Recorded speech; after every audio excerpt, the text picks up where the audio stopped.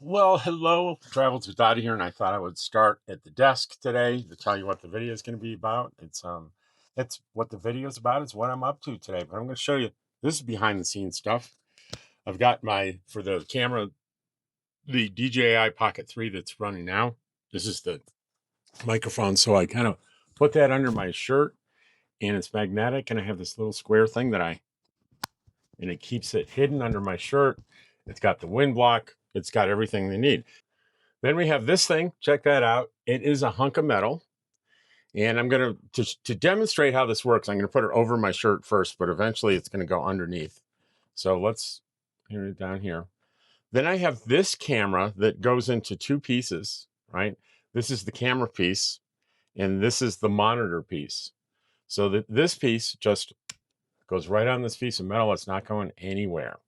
So to get ready, I always, if I know I'm going to use this camera, I put the necklace on underneath, so I can just go right over the fabric like this, and I've got the camera. So I've got that. I will take this one in the car with me, so you'll be seeing the road in the car. So what am I going to do today? Okay, first up, I'm going to meet Jack at the museum because there's on one of the outbuildings, there's part of the roof that looks like it's about to blow off, so we need to do a little roof repair. And then I want to go and go to the town dump and make sure it's okay for me to dump my garbage there and sort of get a hold of what the procedure is there and if I have to pay anything. And then I want to go to, there's a state park here in town, and I want to go there and see if I can buy a day use pass, resident day use pass, because there's like just across the street here is a day use area for the state park. But if you want to park there, you have to have a sticker. And then all through Cimarron Canyon to go fishing and things like that, you need a park pass to park there. So I'm going to take care of that today. Then I have to go to Taos again because here's what happened with my medications. When I got there, they weren't ready. There was some delay, so I was hoping they could resolve it. And they said, "No, we're very understaffed, and it's going to be a few days." And then I got halfway back home, and bing, bing, bing, your medications are ready. So then you only hold them a certain number of days. So I have to go back. But I'm not going to bore you with the same trip. I've mentioned this before, but there's this thing here in this part of northern New Mexico called the Enchanted Circle. And it's a circular drive that you take. A lot of people start here in Eagle Nest, and you go through the mountain pass to Red River, then Questa, then Taos, and then over the opposite pass into Angel Fire, and then back to here. It's a big circle. Well, the last time I took you one way around that circle, I went from here to Angel Fire, through the pass to Taos, and then back the same way. Well, this time I'm going to go through Red River. I'm going to go through the pass up here and through Questa into Taos. And that shows you like the other half of the Enchanted Circle. And it is breathtaking. The pass up here is very close. The peak of it's close to 10,000 feet. It's pretty amazing. The vistas, you're going to love it. And I think that's all I've got going for today. Oh, also in my storage here, and maybe I doubt I'll show you. It's not that important, but just understand over here are it's the bunk model, and there's made for 2 bunk beds, and I've turned that all into storage. And I thought this was a great idea. The bottom storage where my tools and a lot of stuff are this. I got a metal file cabinet. Bought it off Amazon. And the first thing I noticed is this file cabinet doesn't feel like any file cabinet that I remember from my office days. That's because they're selling cheap ones. The ones that we all remember from the office are like, usually, I think they call them fire cabinets. They're big, heavy metal. They're even in 2 drawers, hard to move. I couldn't find one of those online, and it's like, those are probably pretty expensive. I've been looking in secondhand shops, but I do have on the top one a thing from where's oh, there's my phone's way over there. I was going to show you, but it's like a plastic 3-drawer thing that I have on the top level that's got pet stuff, medications, and some food stuff. And it it does fine. So I'm just going to buy another one of those from Walmart today when I pick up my meds. And I'm going to throw out that file cabinet. It's just junk. So what, if you're curious, what happens is you put it together and it's fine stationary, but moving down the road, it's just too delicate. It doesn't tolerate movement, and it kind of falls apart and the drawers get cockeyed. It's not worth it. But anyway, in a minute here, I'm going to take off and I'm going to drive. I'm going to drive and meet Jack in a few minutes. All right, I'm ready to go. I got the Dottie dog with me, and I got my transitioning glasses. You'll see these a lot more this summer. So let's flip her around. There's the back of the trailer. All right. There's kind of a little needle I need to thread here to back out.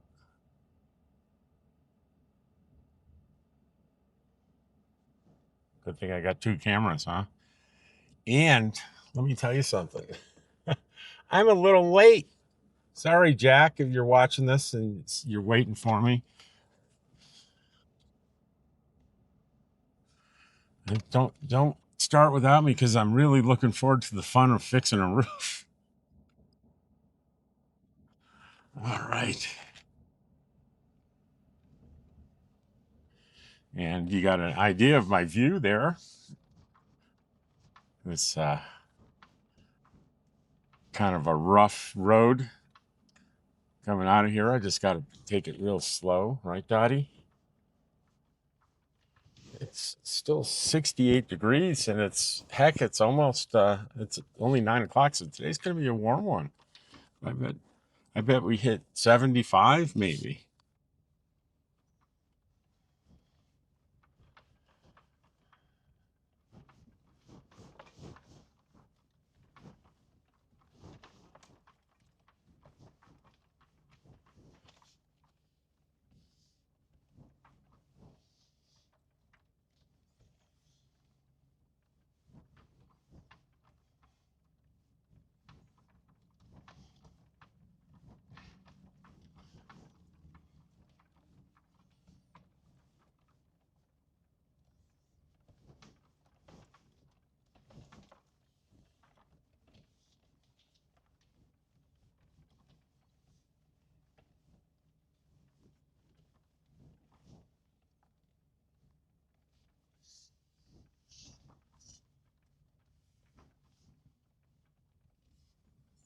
Look at that, how great the lake looks there. Let's look at the look. I want to look this way first, and then that way. Isn't that cool?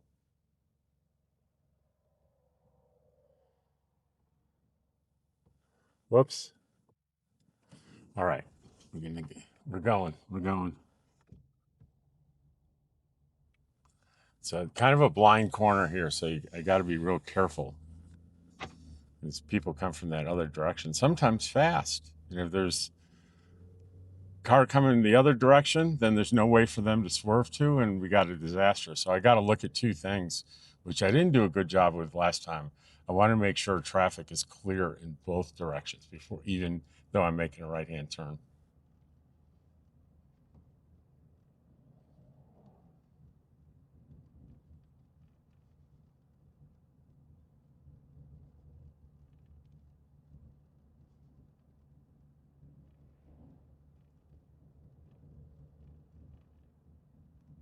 And you can see tomorrow's my day in the museum. Tuesday, today's Monday, so I'll be here for 6 hours tomorrow, probably the same time this video's coming out. So if you're watching this video and it's between 10 and 4 p.m. in Eagle Nest, New Mexico, come to the visitor center, because Dottie and I will be there. See, Jack beat me here. You said 20 minutes. I think I'm about 10 minutes late.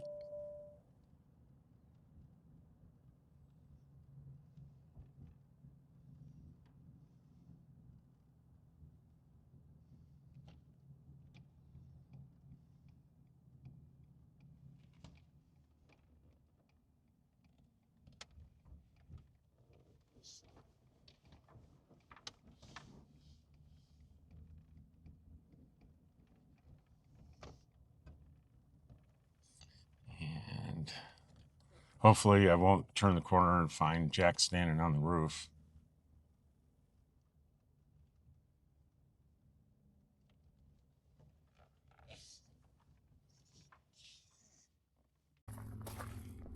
Jack, I'm filming this in case one of us dies. The insurance company will have something to go on. Oh, we might not even need a ladder, huh?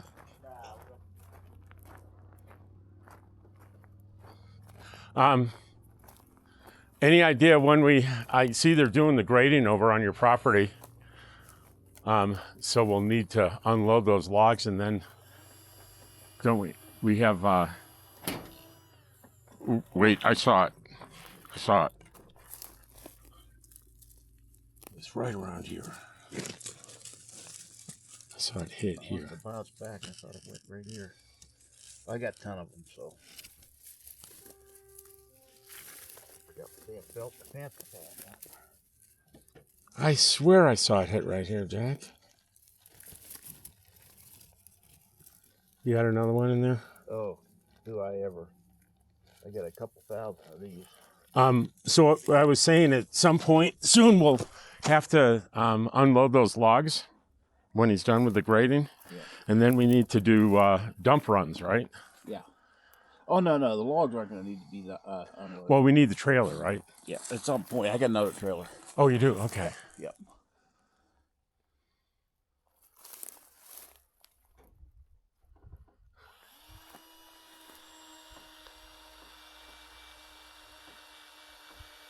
Come on, you son of a bitch. You got any drill bits? Yeah, that's not going to reach anything, Jack. I can see from here. It's just all rotted here in the corners. How about right here? I'm going to have to get up on there so I can put some oomph behind it. Jack, how about right there? That'll go straight in. I'm going to get that step ladder. Well, it's not biting good because I'm able to put it all the way in with my fingers. Yeah, I'll run up above it there.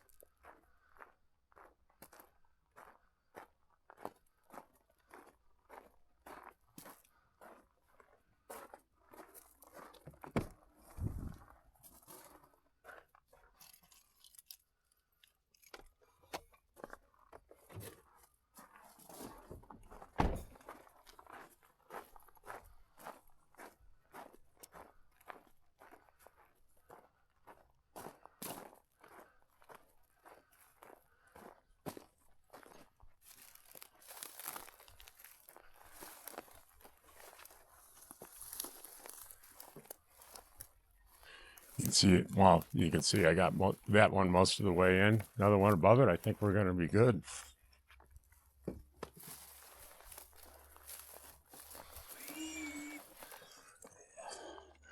Couple loose ones here.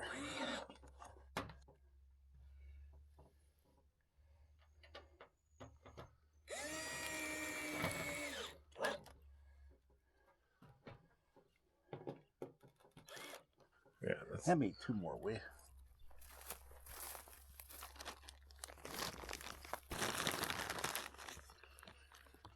Uno más.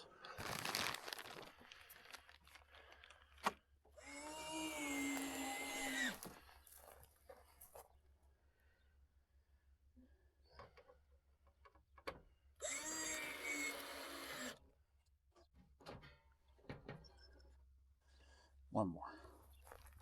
I'll get that nail out of it. There, I'll get the hell out of it. There we go. You want to do it good enough so if a big storm comes and the whole roof comes off, two more. then what you did will be remaining. Two more. Two more. I got two more pre-drilled holes here. I'm gonna just. Why don't you take three just in case? Well, I don't have 3 holes there though. Oh, okay.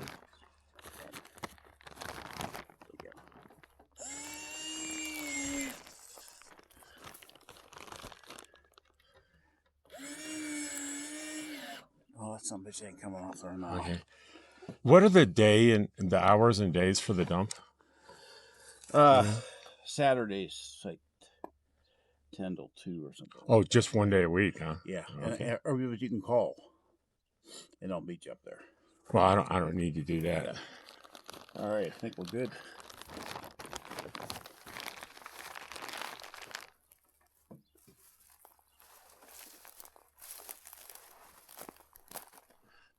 One of the beauties of having a pickup truck is I got storage for garbage or anything. What are you getting rid of? Just trash? It's the box from the generator, bag of trash, and then after today, it's going to be a file cabinet that needs to be thrown out that's destroyed. But I got room. You can dump over there, next to the St. Mel's Church. You know where that's at? No. Oh, let's follow me over. I'm gonna do that. I don't have it all with me though. Oh.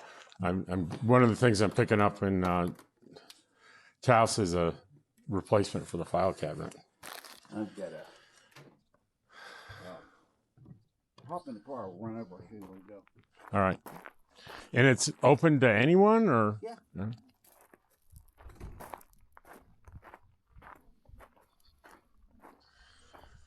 Oh, Dottie's with me.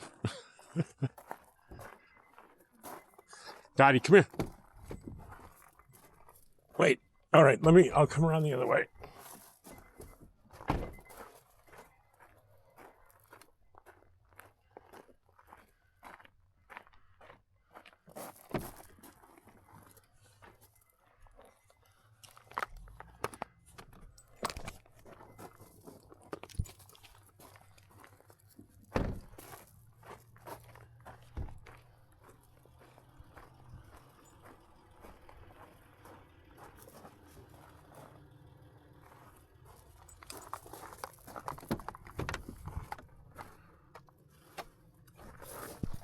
Dottie. Here, get up here and bother Jack. Come on. I think Dottie. she needs to be. Oh, that's all right. Dottie, come on. Come on. It's going to be a great day, it looks like. Go up in there. Hi, Punky. Come on up. Good girl. Come on. There you go. So, Okay, Dottie and I are leaving the museum finally at 2 o'clock in the afternoon, and we're going to go to Taos via Red River, so a different way. So you're going to see some I think it's not an exaggeration to call it spectacular, but it is rainy, so it may not be as great, but it's still I think it'll still be worth it. So I want to tell you a story about something that happened today, just a little while ago, that personally I find fascinating. We've got a little cool air in here. Now, for those of you that have been with me, I've talked about this phenomenon that I believe is true about aging and cognitive decline. Now, when I say cognitive decline, I mean the basic stuff that everybody experiences, that we all bond over together, and it's mostly around memory, right?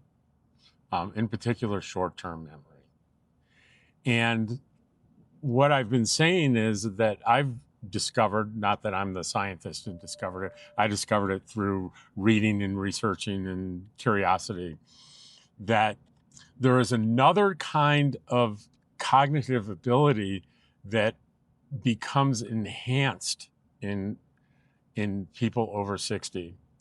And that is, and I think there was a name for it, but I've forgotten it, but I refer to it as of strategic thinking. That is where your subconscious mind sifts through a lifetime of data input, and it allows you to come up with creative and novel solutions that will likely elude a younger person with really good memory. And I found that that's been true with me over and over again. And this story today illustrates this both these things. I lost my glasses. I was in the museum with Jack and Deborah, and we were doing certain things, having conversations. We're doing research. I'm on my phone, looking things up. And suddenly I realized I don't have my glasses. And I very rarely take my glasses off. And by the way, we made a right there. We're heading towards Red River now. And the topography will get more and more interesting the further we go here. So you're going to love it. Anyway, I lost my glasses, and I knew that I had my glasses on today, and I knew that I'd done a lot of research on my phone. So I would have noticed I wouldn't have been able to do the research on my phone without them. So I knew they had to be in the museum. And there's 3 or 4 chairs in the center of the museum, and I was sitting in one of those chairs. And Deborah and Jack were up and about, but it was very limited to the parts of the museum that I went to. And I was very surprised these glasses weren't like, sometimes I'll hook one of the things into the top of my shirt. Sometimes they're on top of my head. And rarely I will set them down on a table in front of me or a table beside me. Well, none of those things were working. I couldn't find them in any of those places. And between Jack and I and Deborah, we searched everywhere. I was in Jack's car earlier, and just in case that maybe I did do all the research without glasses on, we searched his car, my car, everywhere that we could possibly think of to search in the museum. We searched on the ground. They might have fallen off. Jack and I had gone and bought some sodas and some waters and a large amount, and we were carrying them in, and maybe they fell off. I have finally gotten to the point we're all familiar with. I'm going to stop looking because there's nowhere else to look. The only explanation I could think of was one of the visitors in the museum saw them on a table or on top of the donation box and mistakenly thought they were their glasses and took them, because literally they were nowhere. And Jack and Jack and I visited a friend. We even called them just to make sure I didn't leave them there. They weren't there. So I'm sitting in one of those chairs, and actually, I think it was the chair that I last remember having the glasses on in. And you're thinking, did I check between the cushions and everything? I checked everywhere. And I resigned that I'm going to stop looking, and they're either going to show up somehow that won't be involving my effort. Someone will just say, hey, look, I found some glasses in this weird place. Or I've got, you might know, I've got a pair of glasses for every single set of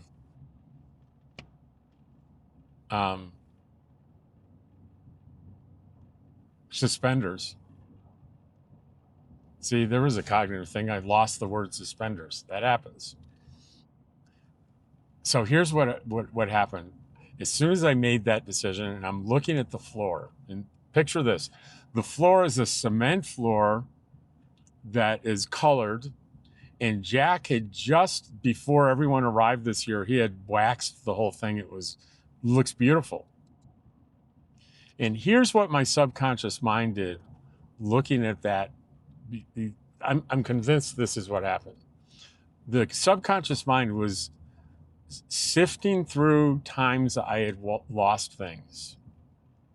And there's a category of losing things that you're really familiar with, like when you drop a tiny screw on the ground and you saw where it hit the ground, but it's nowhere near that. These things skip and move a lot further than you would ever suspect. So those kinds of, I think my subconscious was filtering with those kinds of memories. And it popped into my head, what if I had accidentally dropped them beside the seat here, and when I got up and walked away, I kicked them across the floor? I got down on my side on the floor, my face right down on the floor, and started looking, and immediately I saw them underneath one of the fixtures, a saddle of all things, and there they were. That is exactly what happened. So my memory completely failed me. I couldn't remember. I couldn't even swear to you I had my glasses in the museum. I had to use circumstantial evidence that, like, you know, I would have noticed if I was trying to work on my phone or I didn't have my glasses, but no specific. Memory failed me. But this strategic kind of cognitive process found my glasses. So that's really great news, because when we think about cognitive decline and aging, we generally only think about the minuses, and we don't realize the amazing gifts that we're given that get sharper and more and better over time. And that was just a classic example of it. And I was so excited about it. I'm trying to tell Jack and Deborah about it. And they were like on to something else. So I thought I'd come out and I'd tell you about it. I'm really, really excited. So you can see here how we're getting more and more into mountainous terrain. And what I'm going to do is I'm going to tap the little arrow on that gives me on Garmin how high we are, altitude. So we're at 8544 right now, which is a couple hundred higher than 200 or 300 higher than Eagle Nest, and we're climbing. And I will let you know when we get to the peak, and I'll tell you how high we are.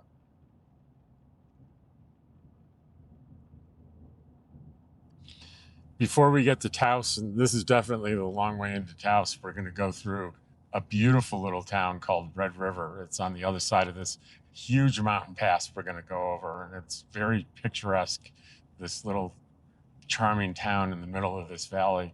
And we're going to go through, we're going to drive through the middle of Red River, and we're going to continue, we're going to end up in a little town called Questa, and then we are going to go into Taos.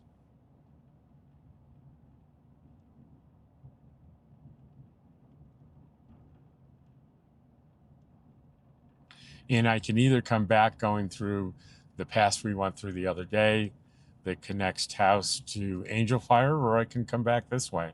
We'll see what we feel like.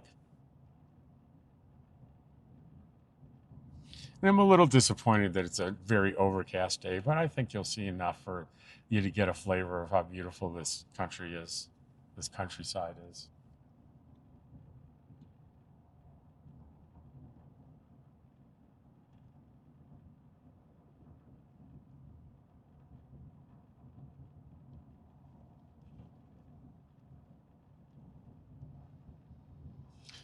And I just realized if I'm going to make it, I need to reach forward here and plug in the camera, because I can see it's already down to 50%. So can I do it by feel?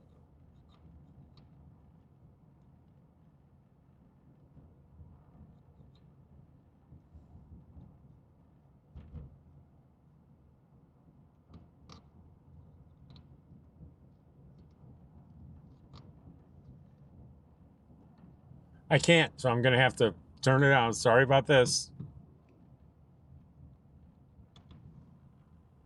Coming back up with it. There we go. Sorry.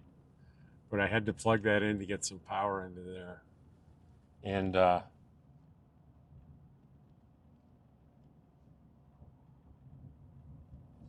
how is my phone doing? You always got to, these days, you got to know what's my only 32%. So I'm going to have to steal from another thing and plug my phone in.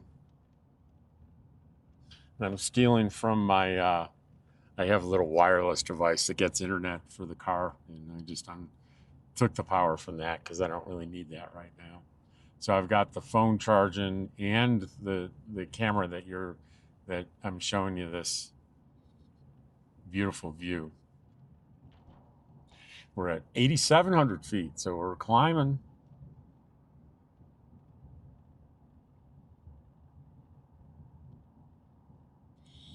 Someone in the comments said, they saw the beautiful place I had I'm staying for the summer. And he asked a good question, a normal question. How do you find spots like that? Well, there are two answers to that.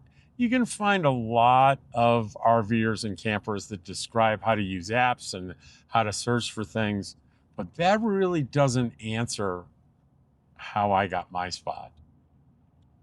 And it doesn't really answer how I've gotten really any of my spots, even my home base.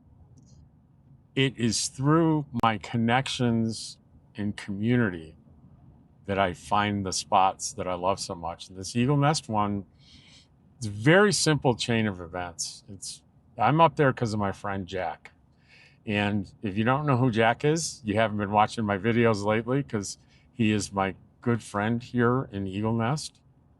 And the way that friendship started was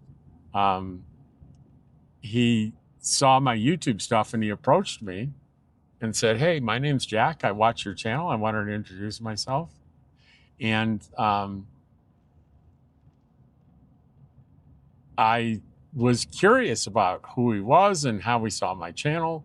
I thought it was pretty unusual that I was in Eagle Nest for the summer, and I just didn't think any local people watched my channel.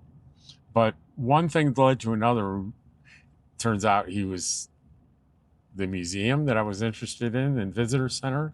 He was the chairman of the board of directors for that. And I ended up volunteering there and spending a lot of time with my friend Jack. And this is fair. The moment that happened, where Jack introduced himself, and I responded with genuine curiosity about who he was, that changed my life. Right? Not a dramatic, pivotal, I became a doctor because of Jack kind of thing. But my retirement life changed very substantially. Through him, I became deeply connected to this community up here that I love so much. Right? He was the catalyst. There's a guy riding a bicycle, not an e-bike, a bicycle on this mountain road. And he's probably having a good time coasting down, but he had to have gone up too. So he's probably got legs of steel. So we're over 9,000 feet now, by the way. We're getting up there.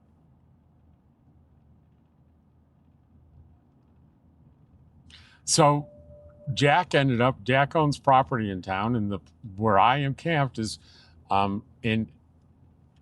it's kind of a piece of his property. It actually isn't his property. It's kind of funny that he had several lots that he had, and he sold one of them to a good friend.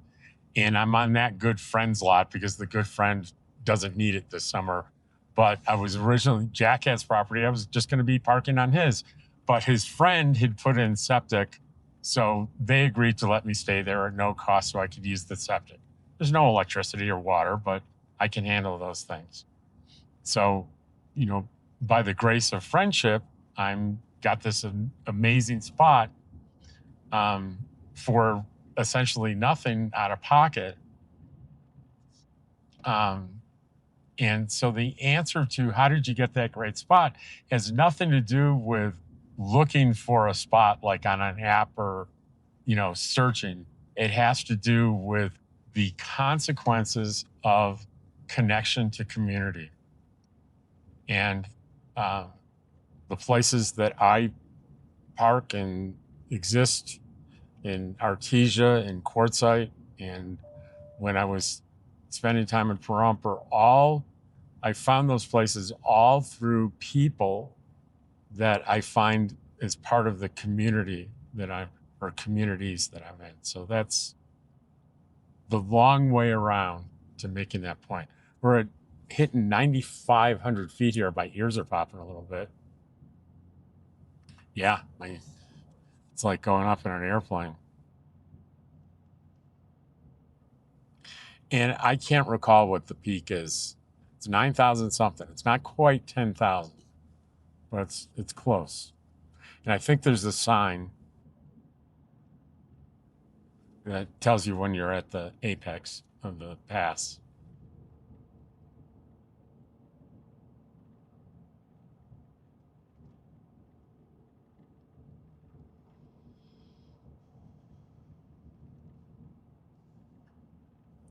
There's a guy with two side-by-sides on a trailer.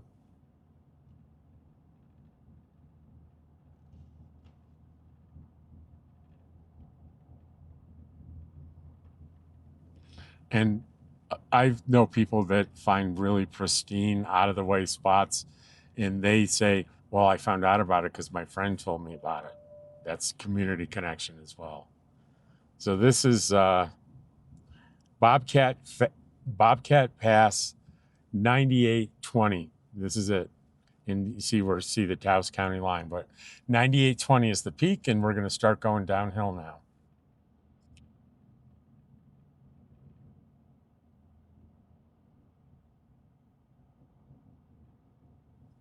And look how, well, you can't tell on camera how steep it is, but this is pretty steep downhill stuff.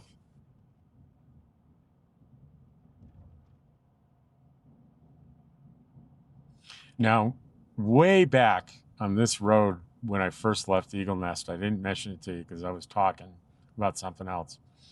There is the remnants of the settlement called Elizabethtown, which was in this area in the late 19th century and early 20th century. That was the epicenter of this this area. It was the most populous.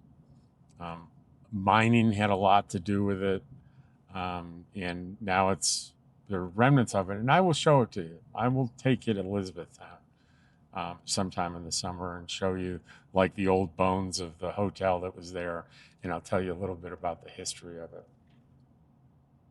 It's pretty interesting. And we are entering Carson National Forest, and yes, it's Kit Carson. And in Taos, that was sort of the where Kit Carson spent a lot of time. There's the Kit Carson Home and Museum that's there. It's pretty interesting. Kit Carson was I guess a frontiersman and military guy. I believe that there's quite a storied past for Kit Carson. And that's something Jack could speak intelligently about in depth.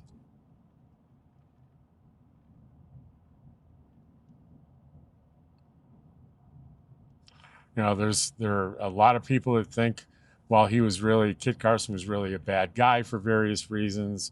And then there are other people that say that's not true. He's a good guy for these other reasons. There's basically a couple of factions out there in this area. And I told you, look at this. Even without the sun out, it's still pretty spectacular.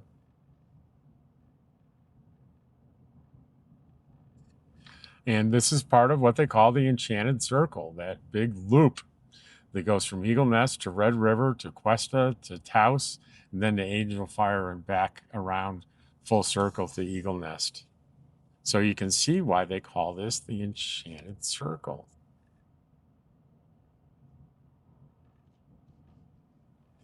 And this is my neighborhood the whole summer. Isn't that fun?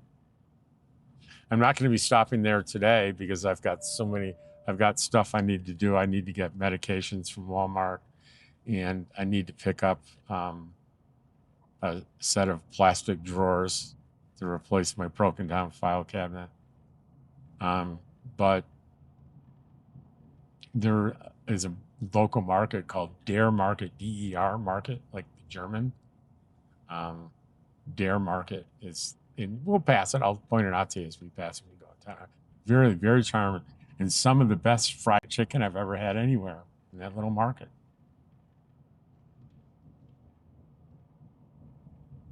There's another place near in New Mexico near City of Rocks State Park in a different part of New Mexico. And I found a little independent grocery store near there that made their own chicken, fried chicken. And if you didn't get there on time, you weren't getting any.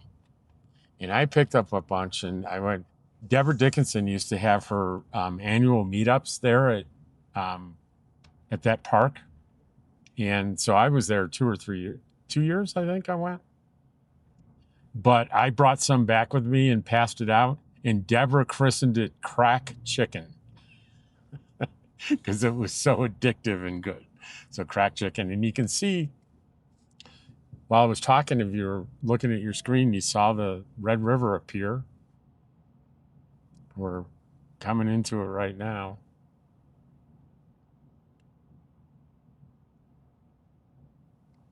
Very picturesque little village here, nestled in the mountains. There's no other way to describe that. This is the definition of nestled in the mountains.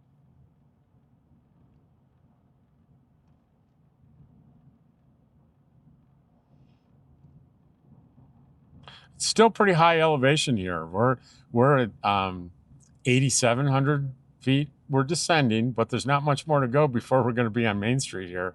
So I'm going to guess maybe about 8,600 feet is a Main Street down here. So that's the...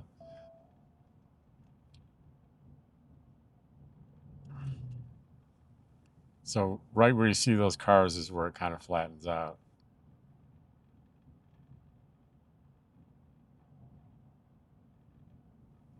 Yeah, 8,700 feet right here. And let's see the official place where it flattens out here for Main Street. 86, 87. So, 300 or 400 feet higher than Eagle Nest. Look how charming it is. In general, I think things are a little more expensive here in Red River. There's some higher end restaurants, but there are also some affordable ones that I really like. That guy, I don't know if you noticed, he's Marshal. So instead of a police department, Red River has a marshal, and it's a whole different statute in New Mexico that allows municipalities to establish a marshal service for law enforcement. And it's very rare.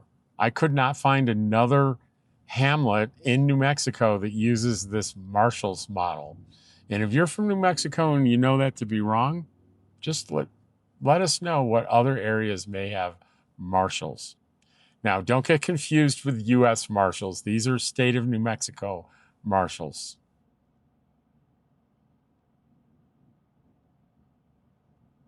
See all these pretty interesting businesses here. I don't know if you caught on the left back there was the candy store. And it is a candy store. Let me tell you, I'll take you in there this summer. Every kind of candy, especially ones that you remember from your childhood, they have it all. All of it.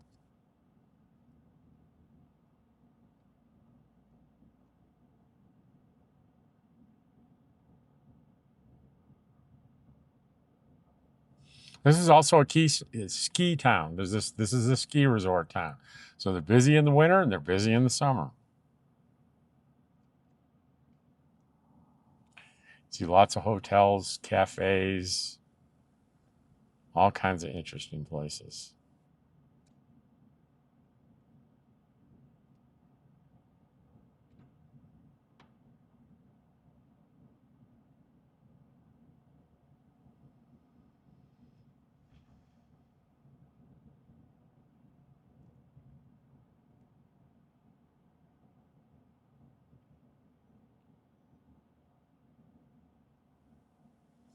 There are all sorts of stop signs sprinkled in here. I know that acutely because I think I missed one on a video and just blew the stop sign. And people let me have it in the comments. And I don't push back much on those kind of comments because it is a terrible example to set. Terrible.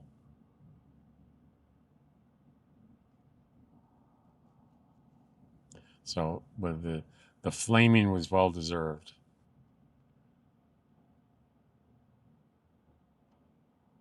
I'm sitting here, I hope I didn't do it in the beginning of the run here.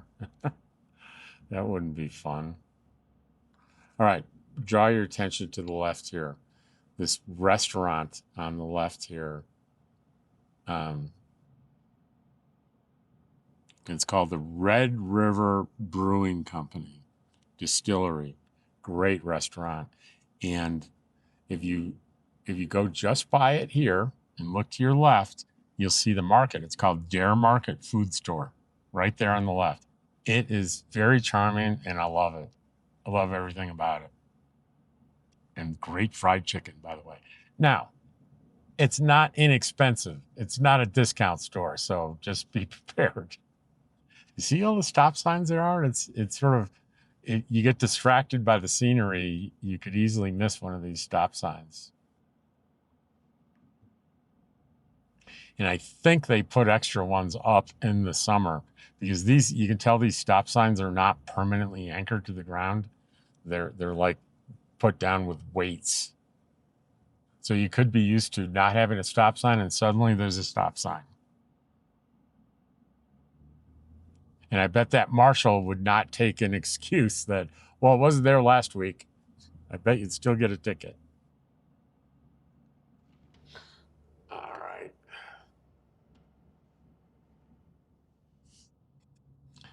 So next stop, as we go through here, will be Questa. Charming, very charming little town. And then after that, it'll be Taos. And notice we hit Taos County like at the apex of that pass, Bobcat Pass, right? And what are they warning us about here? Several things. Looks like elk. That's an elk. Trucks turning. So they're warning us about trucks and elk. There are lots of places to stay out here in Red River, and I think you'd enjoy it.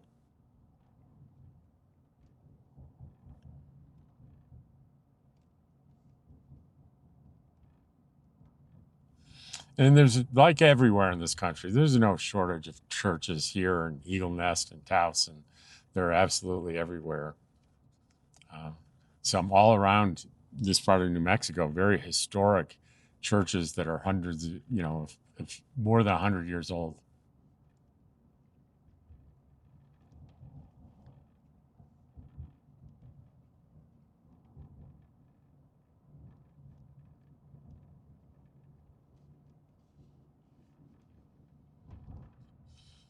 And let's see, what do we have here? Rio Grande del Norte National Monument, Wild River, 16.8 miles. And I think I have a video on that. That is where two rivers, the Rio Grande and another river, they come together in deep canyons. And so New Mexico people help me out here in the comments with telling me what the other river is that it joins the Rio Grande. And it's like a national forest area or national park. There's eating areas and stuff and viewing areas. It's pretty spectacular. It's spectacular enough so when I went, I didn't have that much footage of the gorge because I was nervous walking up to the edge. That wasn't easy to admit, but it was kind of true.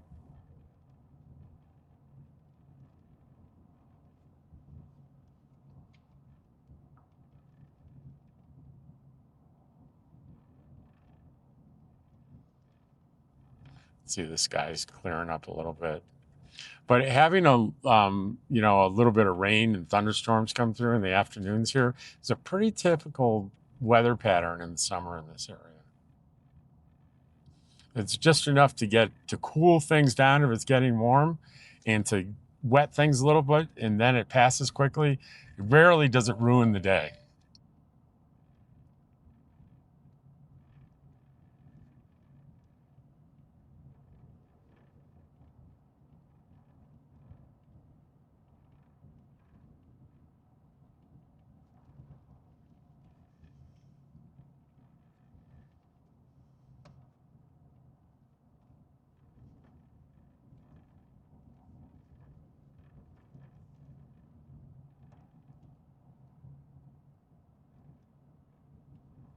And there's Elephant Rock Campground right there. There are a few of these national forest campgrounds along here. They're not free, but they're inexpensive. Especially, I think, if you're a senior, you have a senior pass. I think it's half off.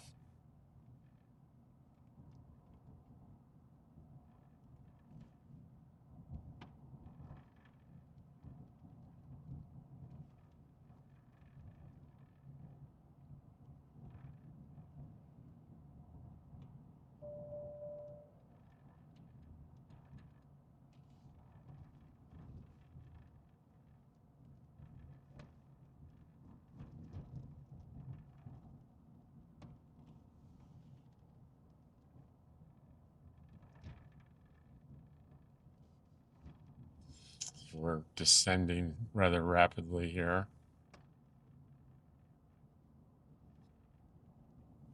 I don't know if that was a bighorn sheep or an elk silhouette there on the sign.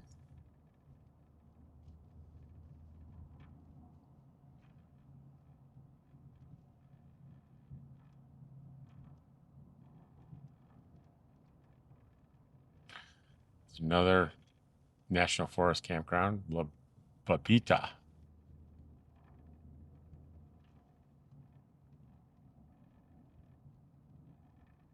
Tell you, if you're camping in this area, even the summer, be prepared for cold, cold nights that can get down close to freezing in July.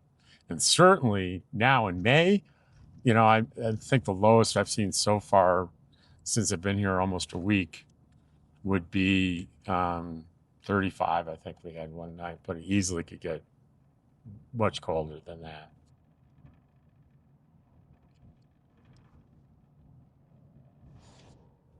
And it's right now because we had the rain came through and everything. It's about 56 degrees at noontime. No, noontime. How about 2:30 in the afternoon, Rob?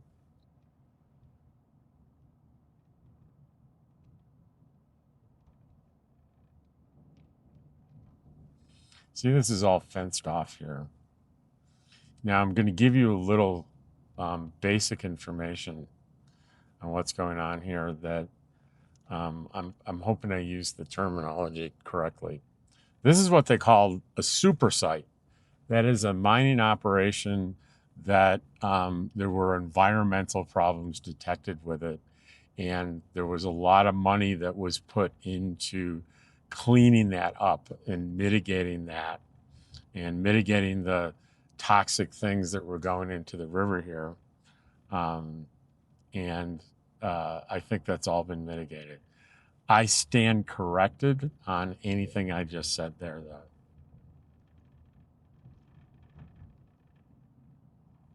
You can see how that mountain's pretty torn up there by the mining. But there again, I invite you, if you're either local or not, and you have more information on this, I would love for you to get in the comments and have something a little bit more assured. If I were sitting at my desk, I'd be looking it up, giving you the facts, but I'm driving, so I can't really do that. Looking at you, Ken.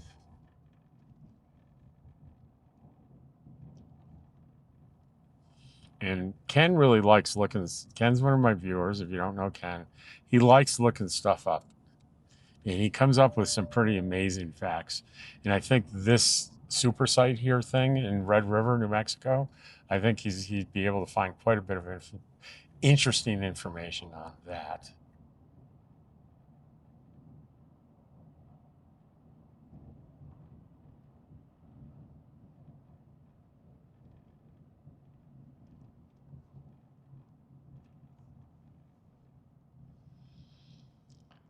Jack and I went on a little bit of two missions today.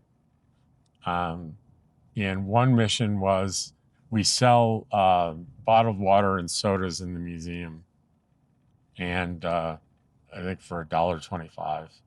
And we didn't have stock. So we went to Angel Fire and went to think it was Family. I don't know whether it was Family Dollar or Dollar General. They're like across from each other. And we got in there. We found these, the 12 packs of um, sodas like Coke, Diet Coke, etc. There was like 3 for $15.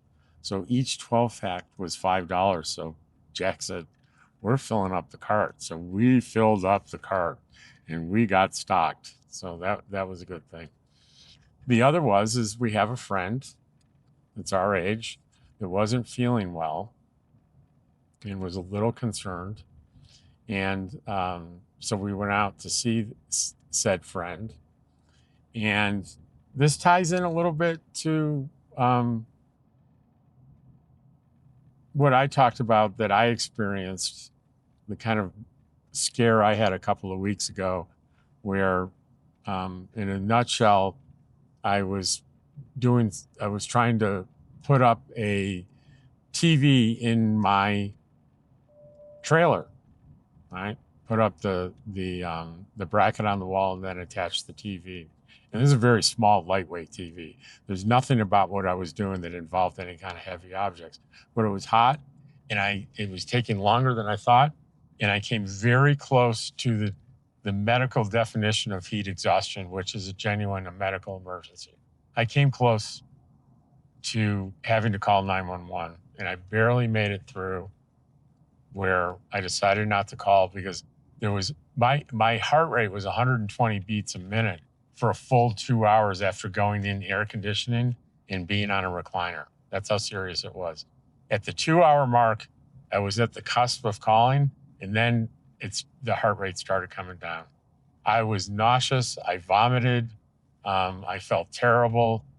And it was all about overdoing it and being hydrated, which was something that never would have happened as a 40-year-old, but as a 66-year-old, it ended up being a pretty serious thing. The bottom line is I'm convinced that it's very likely that the person we want to see did exactly the same thing and is dealing with the 24 hours after that exertion. And I remember what that felt like. My medical background is limited. I was a paramedic, and, that's good for certain things. It's certainly not anything comparable to being a doctor. And I even think it falls short of most nurse training and most nursing experience. But it's something.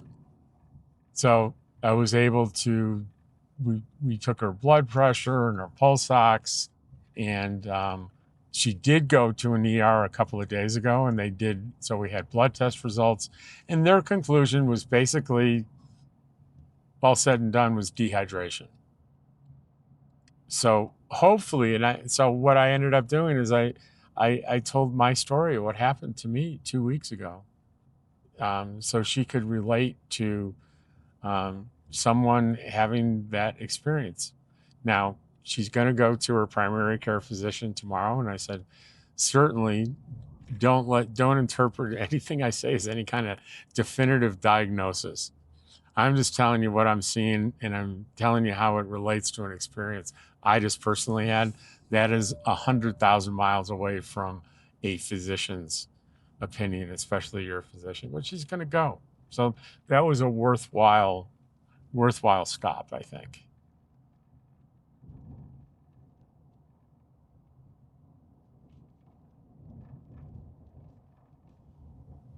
And I gave her my quote from Clint Eastwood, "A man's got to know his limitations." And I said, you know what? A lady has to know her limitations too, just the same way. That we combine, as we get older, we combine the reasonable expectations of our physical limitations, and we combine that with our gained wisdom, and we are as powerful or more powerful than we were as younger people. Does that make sense? Knowing your limitations is not a sign of weakness, it's a sign of wisdom. And whatever intellect we use to combine with the physical attributes that are still working for us, that combination can be pretty powerful. Questa. We just entered Questa. If you saw that sign on the right, told you it was a charming little town here.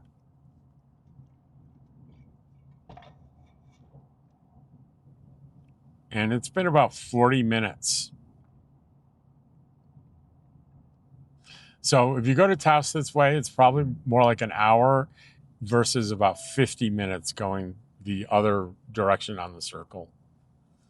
We're at 7,500 feet in the village, it says, on that sign back there.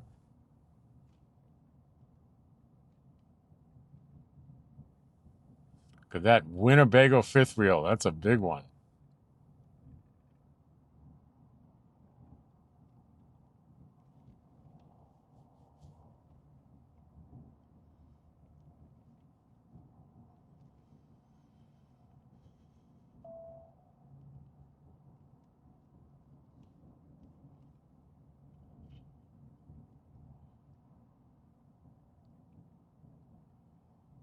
Okay, I haven't been there, but there's Cabresto Lake to the right there. I don't know how far exactly it is. But it might be an interesting place to visit.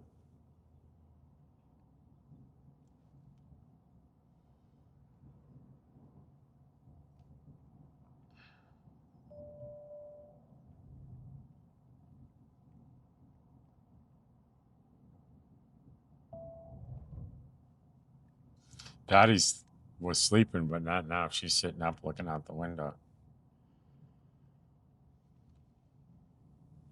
That place is called a cultural center that we passed, and I haven't been in there, but I bet it's pretty interesting. It always seems to be busy. And here, St. Anthony's Catholic Church out here in Little Questa. I bet that's an old church. I think I have been back there. It's an old church. I have been back there with Jack.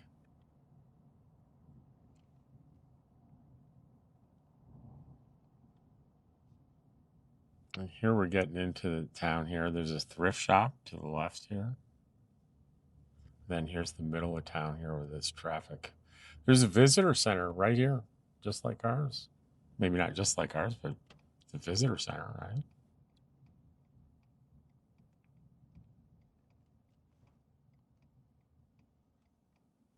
I think I was in there once, but it's a little independently owned private little market right there across the street, not directly across, but to the left.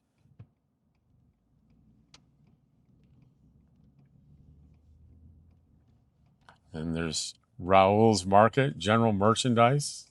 Pretty charming, isn't it? There's a liquor store. There's a Dollar General that I've been to and bought stuff in. There's a Napa Auto Parts on the right there. And down here somewhere is a laundromat that I've been to I liked it. I met some interesting people there. You see a sign that said community center. There's probably a food pantry and everything. Every little town like this everywhere. If you're a traveler, there's a community center and probably independently a senior center. Sometimes they're combinations, but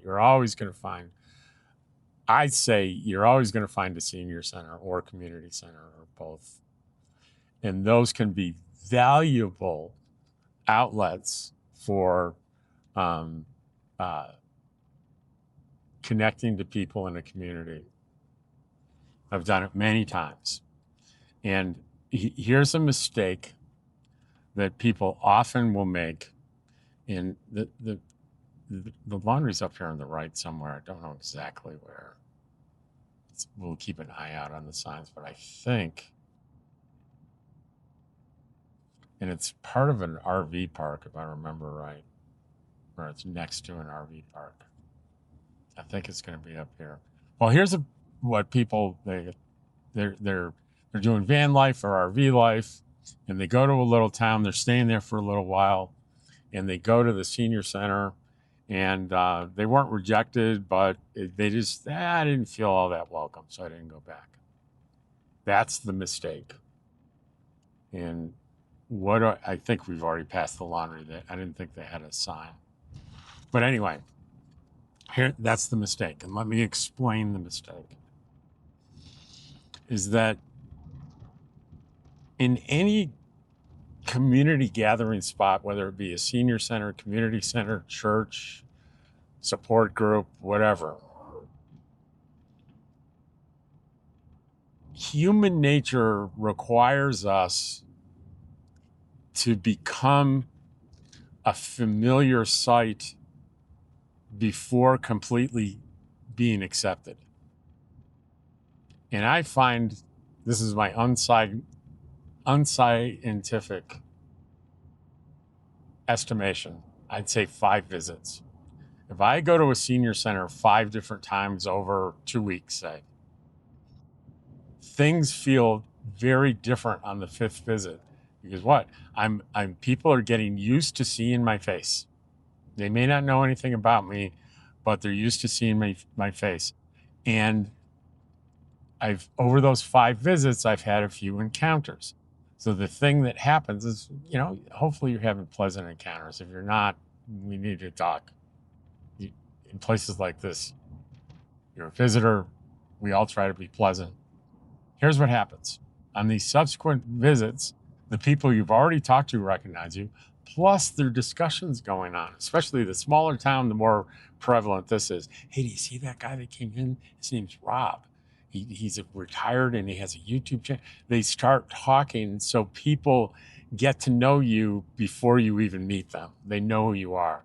And by the 5th visit, it's an entirely different vibe in a very, very good way. So go once, it's a waste of time. Go 5 times, things change.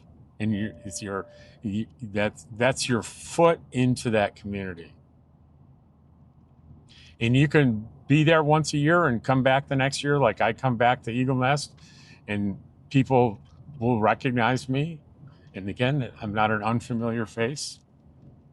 So that, if I'm going to just give anybody advice on here today, that would be it. That would be the advice I would give. Give it 5 times. And if anyone else has had similar experiences, share in the comments. Speaking of comments and sharing, today is Tuesday, and on this coming Sunday at 6:00 p.m. Mountain Time, we're having our first ever live session with Travels with Dottie. It's going to be a members only live, so you have to be a member of the channel to participate in the live, and it's designed for to be a small number of people. That's why it's not open absolutely to everybody. And you can join it by going to my channel, and there's a link there. You can scroll down and see become a member, and you can get on there and join the live. And it's going to be an hour. It's going to be once a month, the last Sunday of every month at 6 p.m. And I'll be reading comments live and responding to them and being interactive in that manner. And my old buddy Cheryl, Pup Camper 58, that's her YouTube channel. She's going to be my moderator. And she's going to be helping me keep on track and not miss messages and things, and make sure everybody in the room is pleasant. But I don't think with the member live, I don't think that's going to be an issue. It's with the wide open ones, you get some unusual people, and I don't think that's, but she'll be there mostly to help me serve you better. I'm looking forward to that. It's the first time I've ever done it, so I'm a little nervous. Look at how beautiful that is. Now I'm going to put in the Garmin, go to Walmart, and it's only, it'll,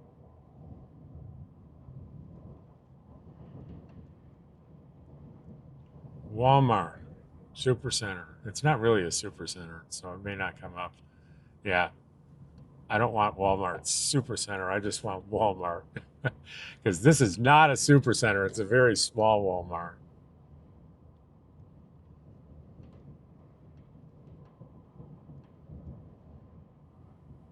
Isn't that interesting? If you tap on the regular Walmart, it's going to come up. And it isn't. It's not coming up, but I know it's there. That's crazy. It said you need to go to Espanola 48 minutes to get to a Walmart, and that's just not true. So, Garmin, shame on you. But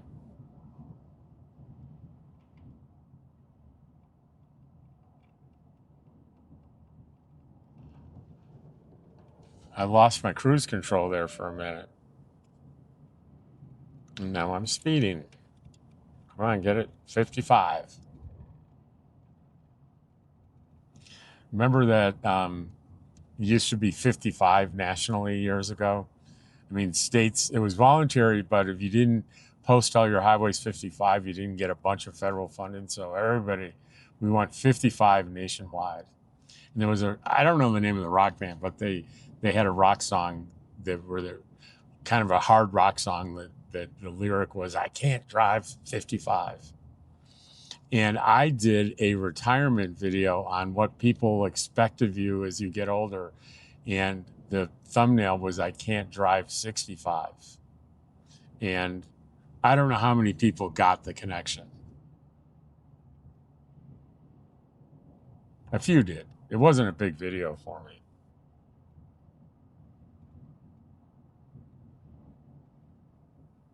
Well, I tell you, Dottie sure loves riding in the car. Unlike George my cat, hates motion.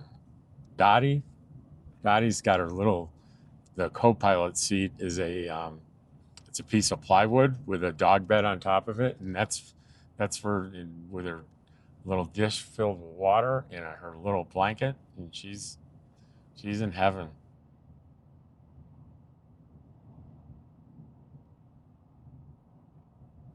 So we are 54 minutes into it. My prediction is right around 60 minutes we're going to be hitting Taos. I can see it on the map, I think, but I'm not sure how many miles it is. Maybe there'll be a sign. Oh, we're supposed to slow down here to 45. Here's the sign, though. No more 55, 45. That's a sign we're getting into town, maybe. Here it says San Cristobal and San Cristobal Post Office. Maybe we're slowing down for that area.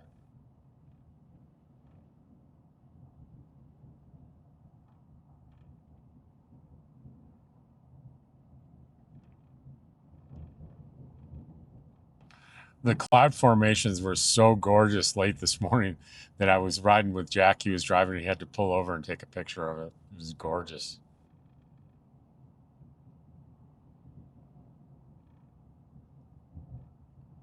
San Cristobal Creek.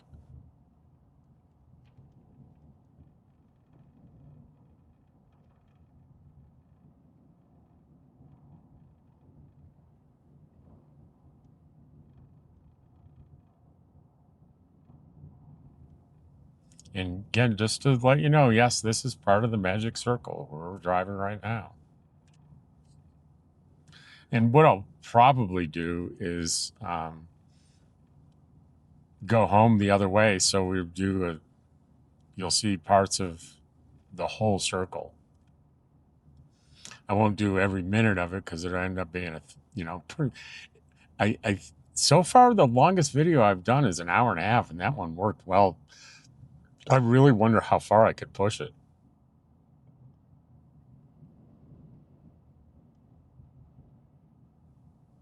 Okay, we're back up to 55, so we can hit the what am I saying? The cruise control. Hey, there's a little sign that said Enchanted Circle. You don't see too many of those.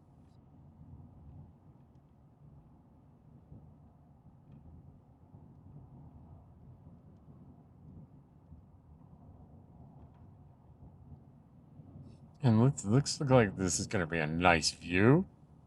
Look at that vista.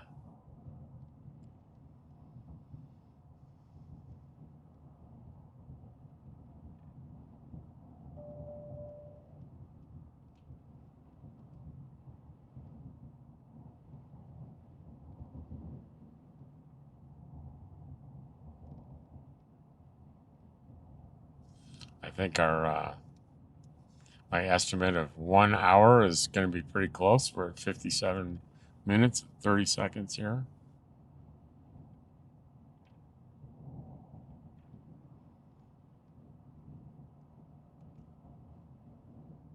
Oh, there's a bicycle guy.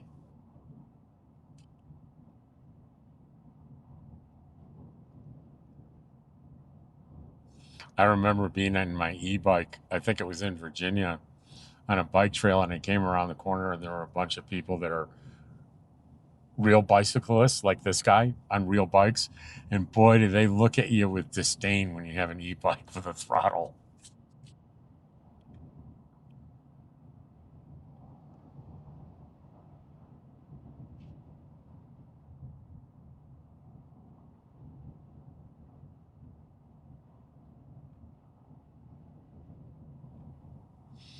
So last time I was in Taos, I was saying, I'm surprised it's so busy. There's only 6,000 people here.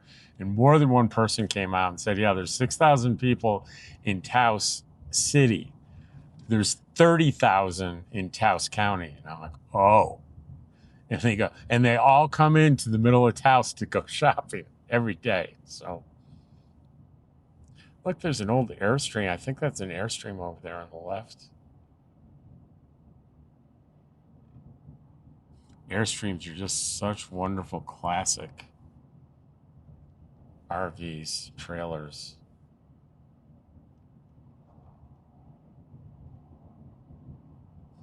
Well, I'm gonna be a little off because we've got 45 seconds. It's gonna be 1 hour, and I see a little bit more country ahead of us here.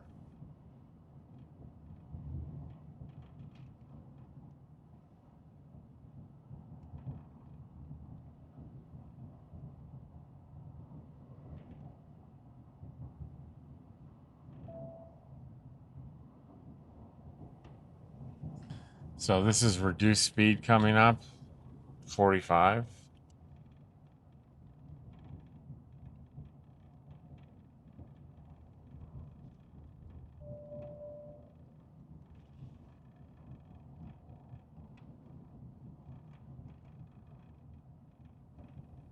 See if we have any signs here that are interesting.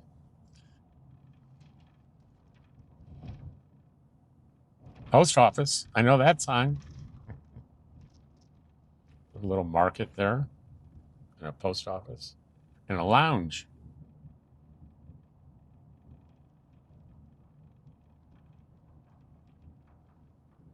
So we're officially at 1 hour, and we're not in Taos. So much for what does travels with Dottie know? Heck.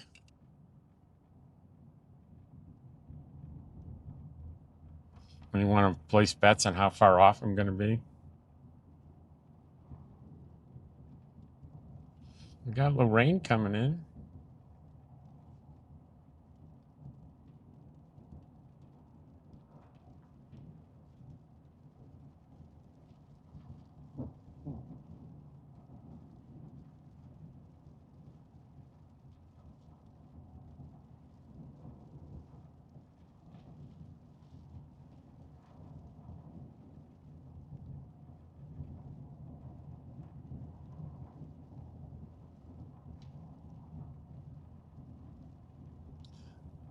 So on stretches like this where I'm not talking much, I'm kind of banking on you enjoying the view, the driving view.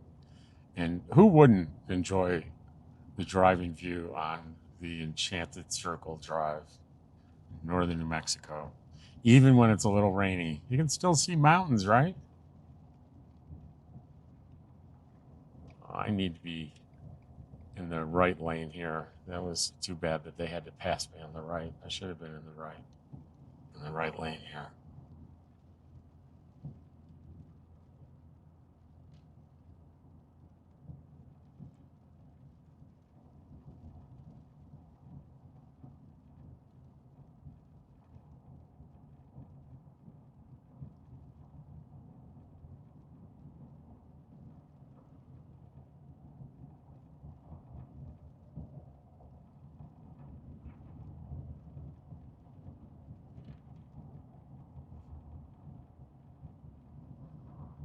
See, look at you see showers off there. You see shafts of sunlight off in there.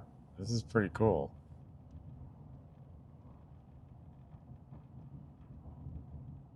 So many people come back, watch my videos and go, I had no idea New Mexico was like this. Yeah, me neither when I first saw it.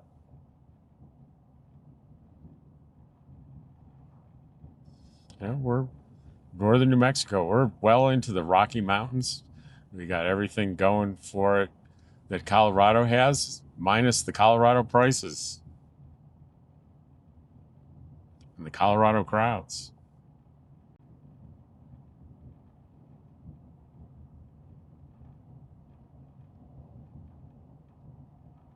And I can see on the map up here on the right, there'll probably be a sign as Taos Pueblo, and that is a residential area that is indigenous pueblos.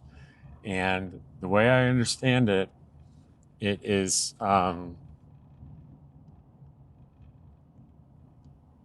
the longest continuously occupied residential structures in North America. There's still people that live there. I don't know what that number is off the top of my head.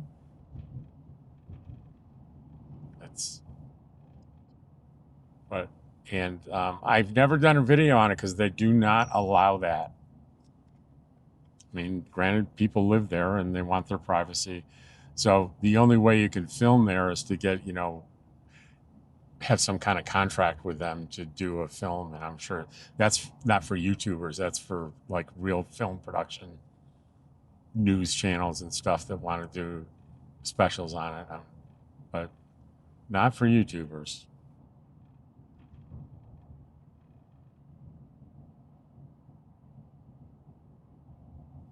So we're at 64 minutes.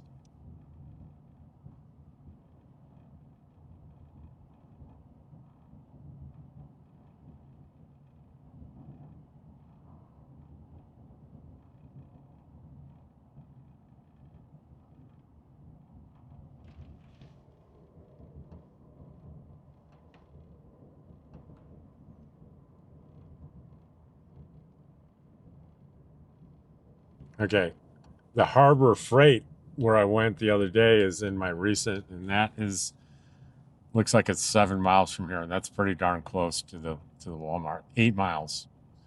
So 8 miles, we're gonna be way off. It's gonna be an hour and 20.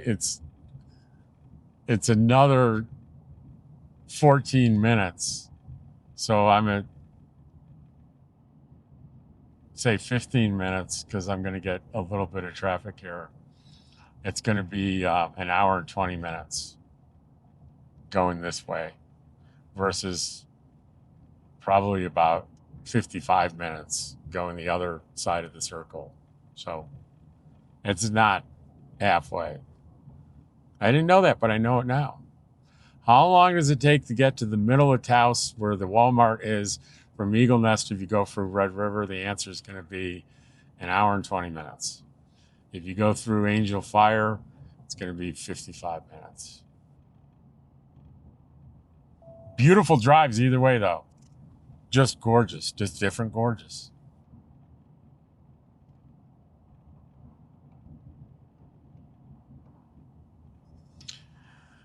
And here's down, we got a 45-mile-an-hour speed limit here.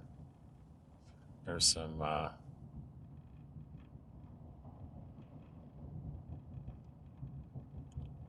the Rio Grande Gorge Bridge is not that far from here. We won't be going over it, but it is a spectacular sight, and it's you're going across terrain that is much flatter than what you see now. It's like you're in the Great Plains. Then a bridge comes up, and if you drive up to the bridge, there are huge parking lots where people get out because when you get out and look, it's a huge gorge, like, makes you think of Grand Canyon. That's how spectacular it is. So it's the Rio Grande River Gorge right outside Taos here.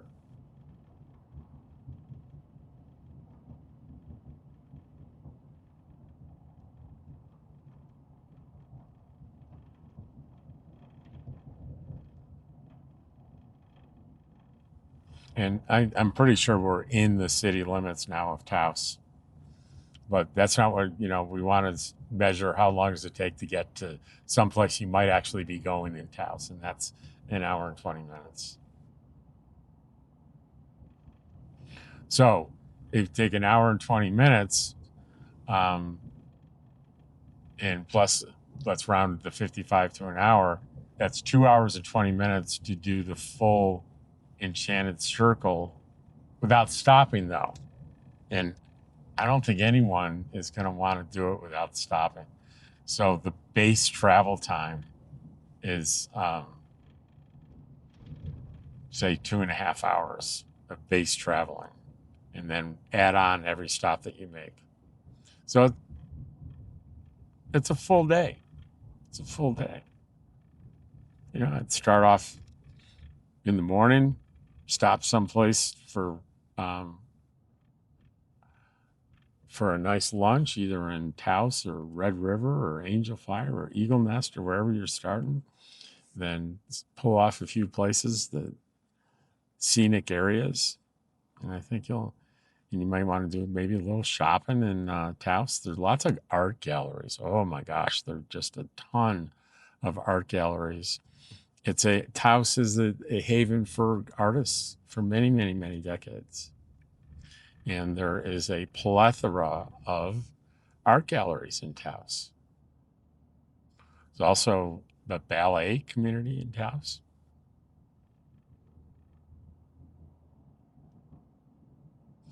Let's see, we got 469.9 or 470 in Speedway for regular gas.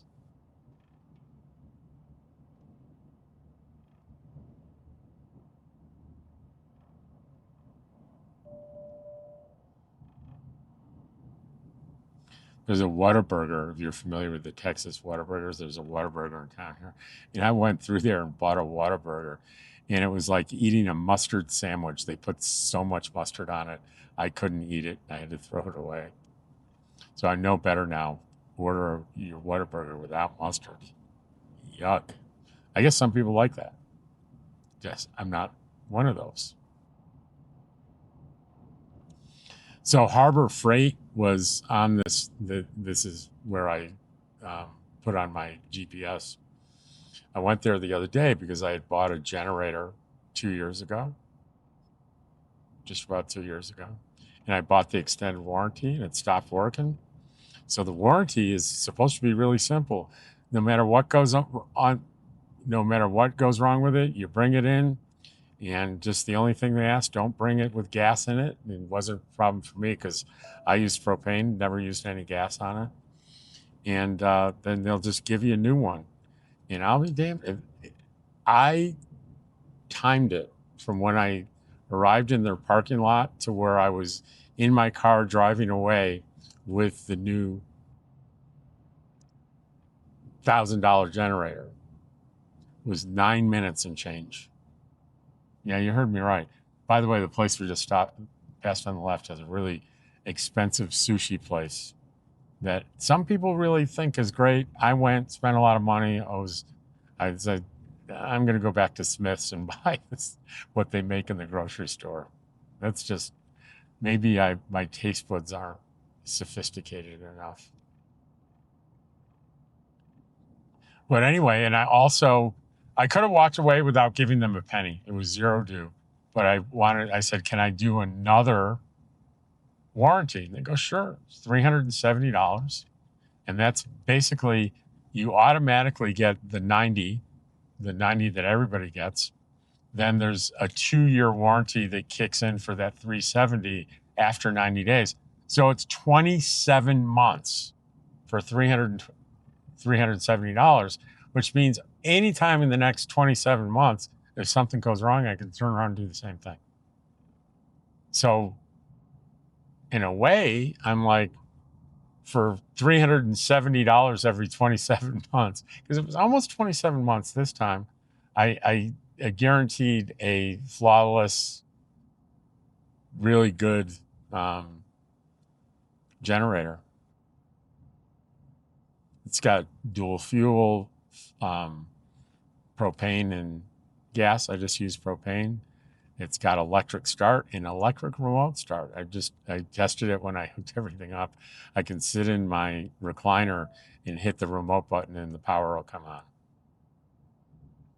Pretty neat. You see the sign for Taos Pueblo is to the left here, that's where you would go to. It's not cheap. I think it's at least $20 for the tour, I think.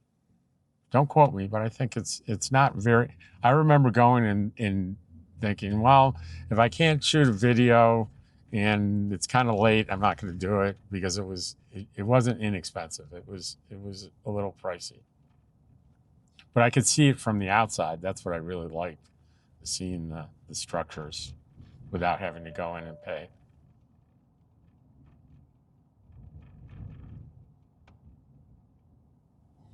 There's a lot of burger. The New Mexico chain of fast food hamburgers. And they have their signature chili cheeseburger. It's good stuff. And, set like $7 for a cheeseburger or something like that. It's pretty good. Now, a thing that's notable in Taos, there's apparently ordinances that you really can't have. There's very heavy restrictions on business signs. You'll notice that in particular when we pull up to Walmart up here, you'll be like, Walmart? I don't see a Walmart. It's because the regular Walmart sign that you're used to doesn't exist here.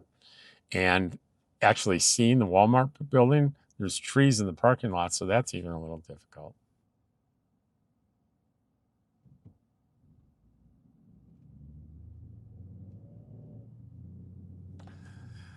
And we'll see how smart I am by memory, but I think we're going to pass a McDonald's that the only way you would know it is the Golden Arches. And I don't think there's a sign that says McDonald's, but let's see if I'm right about that. That's coming up within a half a mile, I think.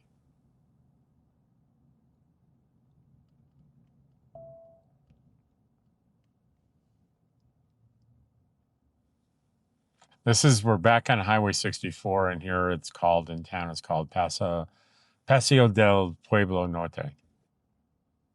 And this is the main drag and the busiest street in Taos. And locals will tell you that it's not really necessary to be stuck in traffic on this, because there are several parallel routes that I haven't really looked into, but anytime I complain about it, a local will tell me, hey, Rob, there's ways around that. So if you're going to come to Taos regularly, it might be a good idea if you figured that one out, and I don't disagree. So I probably will stop complaining about the traffic.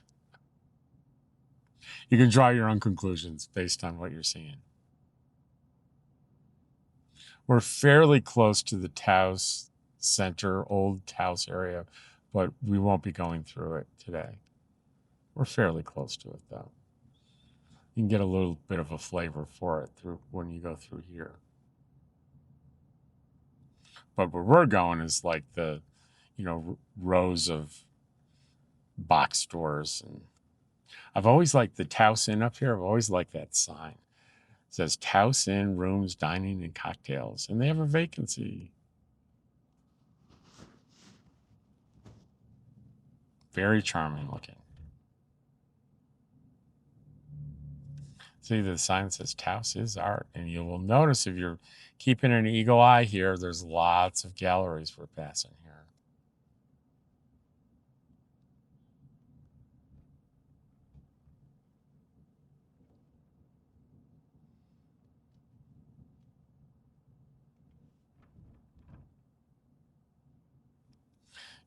The sign thing. My GPS took me right to Harbor Freight, and I got there and I couldn't find it. And I couldn't find it because the entrance that I came in, it ended up being behind me, and there were no external signs other than on the building itself. So I had a hard time finding it for that reason. Usually a box drawer like, you know, Harbor Freight's going to have a huge sign out front. It's going to be obvious where it is. But with the regulations here in Taos, I'm going to go with not so much. Okay. So there is a sign. Do you see the sign on McDonald's? It's a small thing, and I think it's an exception where the sign actually says Taos on it. And I bet you, how much you want to bet that was a compromise? Yeah, you can have your McDonald's arches sign out there. It can't say McDonald's. It's got to say Taos. I haven't seen that anywhere else. We're passing on the right here is Smith's Grocery. Is when I would grocery shop, I'd go there instead of Walmart. The Walmart's very small here, small and crowded. It's not a super center. And I like the Smiths here. There's also up here on the right, there's also an Albertsons, which is basically your typical run-of-the-mill Albertsons. There's also a discount grocery store that I've never been in. There's a lot I don't know about Taos.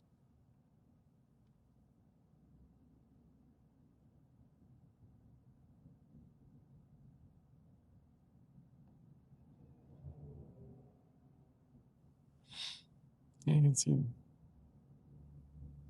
can see the businesses on either side here. I think pretty. There's a fly shop. Looks like with a nice trout up there on the sign. So that one, I mean, the big signs. I'm going to bet those places were grandfathered in, and I think the sign restrictions are mostly new businesses because that sign looks pretty old, and you don't see a lot of big signs here, do you? But there are businesses everywhere that we're passing.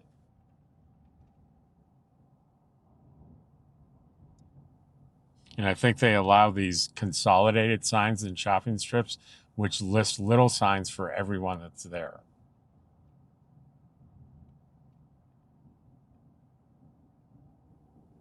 And again, the big ones that you're seeing, I really think that those are grandfathered signs.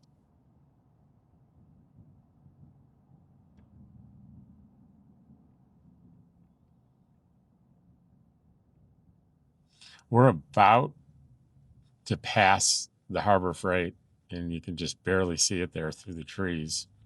But I was coming from the other direction. But it's not all that obvious here. It's see the Whataburger. It's behind the Whataburger. And if you get up this far, you don't see it at all. And I'm actually passing it right now because it's behind these buildings. And I actually came in the entrance right here that I totally missed it because it was in my rear view mirror. If I looked in the rear view mirror, I probably would have seen it. I remember the first time coming in here and trying to find the Walmart, I think I passed it twice because I was so accustomed to that, that classic Walmart sign that you see from far away, but it doesn't exist here.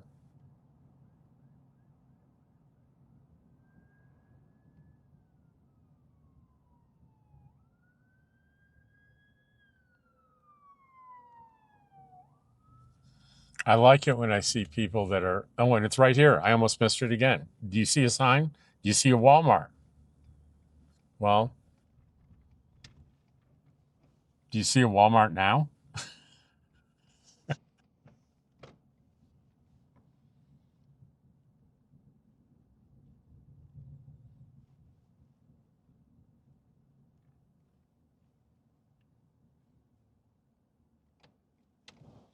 Now you see the Walmart, don't you? You didn't see a Walmart sign. I guarantee you that. I guarantee. Who's some Cajun is famous for saying, I guarantee, some kind of chef or something, wasn't it? Ken, get on it.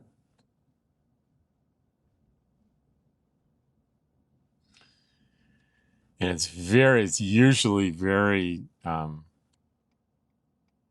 very busy here. It's usually, you got to search for a parking spot, no matter what the day is. It's a very popular place here in Taos.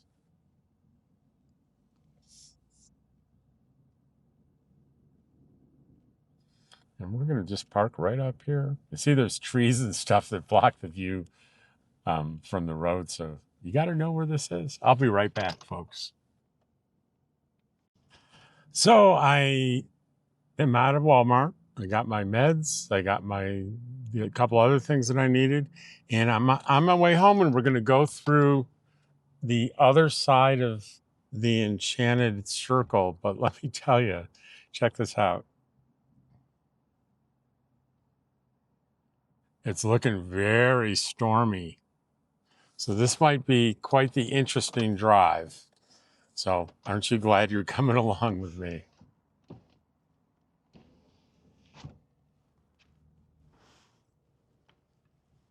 And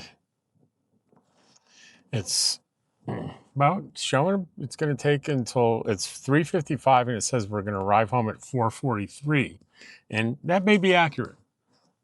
You know, these shorter trips on Garmin tend to be a little bit more accurate, but I've got to wait here for quite a while because this is like rush hour in Taos, I think.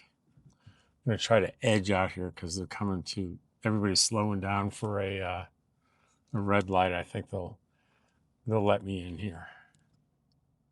Yeah, it's very dark and stormy. It was a dark and stormy night. That's how I should start my YouTube channel. It was a dark and stormy day.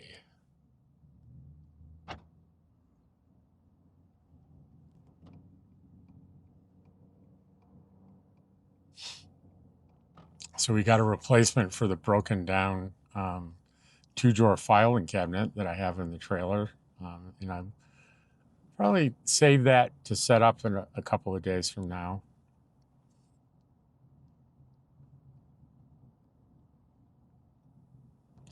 And I found a wall mount for my TV that's a little bit better than, I think more appropriate than the old one that I'm using. So we're gonna, it articulates in different ways. So we'll see if that's gonna work.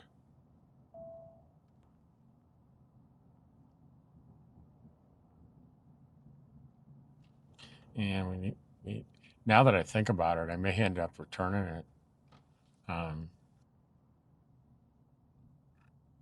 I didn't, it says fully articulating, but there's one direction. The one I have, it sort of, it bends and in faces my bed. And if this one doesn't do that, I'm going to have to return it. I didn't think of that, but I can't really look at that now. We'll look at it when we get home. I have the receipt. I'm not going to open it until I'm sure it'll work, so we'll be okay.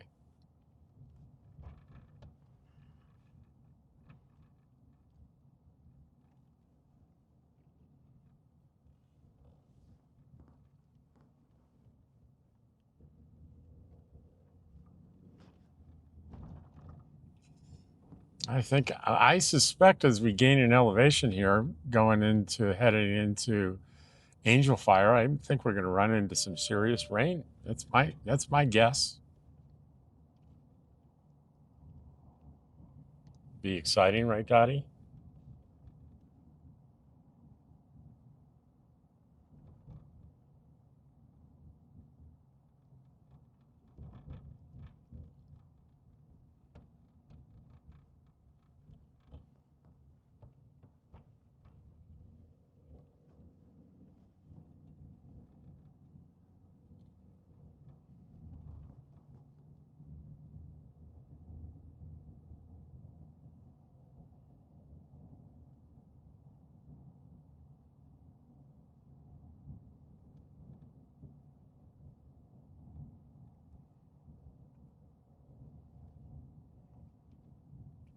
I think this is the last roundabout.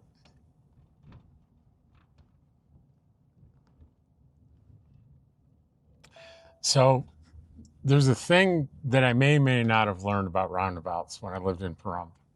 I don't know if this is true. This is what I heard. There were so many roundabouts in Pahrump. And I was wondering, I think online, why are there so many? And the answer came back that there's some law in Nevada.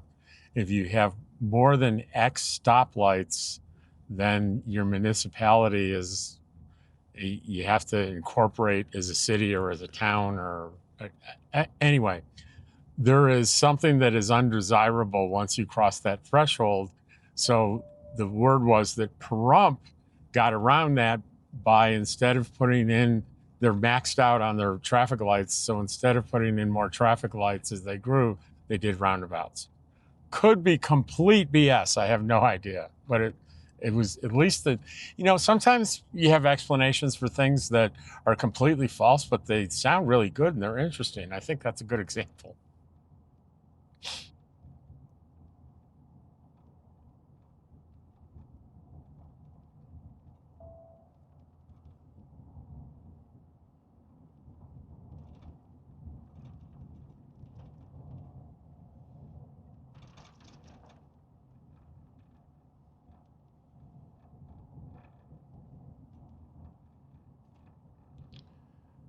Well, I am very surprised. It's already the 25th of May. We're almost out of May.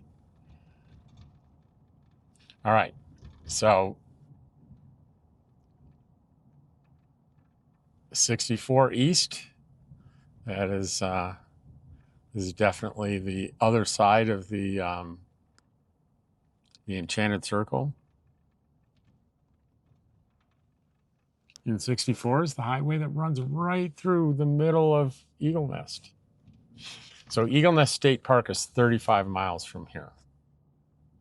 And I was just at Eagle Nest State Park this morning because I went by there to buy for $75, I got my state park day pass, which, why do I need that? Because I'm really, I mean, across the street from where I'm staying is a state park parking lot.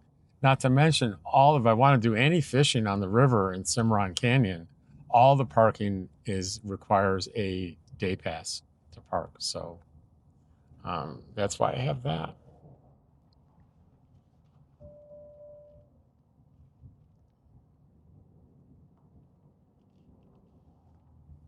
And we were talking to the ranger on duty there, and it turns out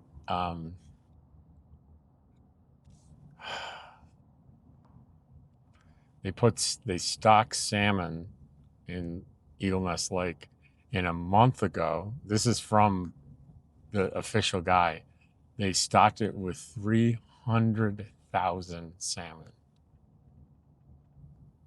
Yeah, you heard me right, 300,000.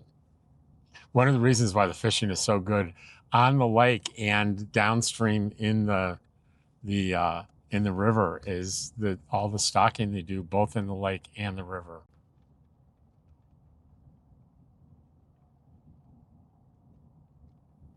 If you visit, I will warn you that so far this year I've gotten from a local guide that they have really stepped up their enforcement of fishing regulations, including random checks to see if you have a valid license.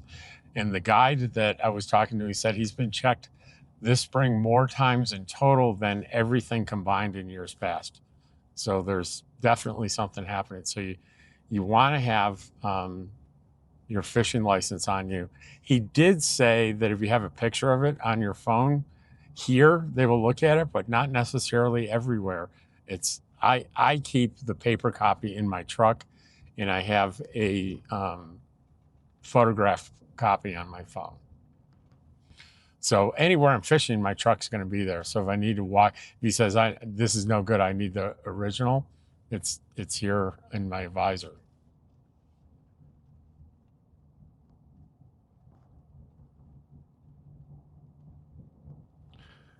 You can see we're getting a few droplets of rain.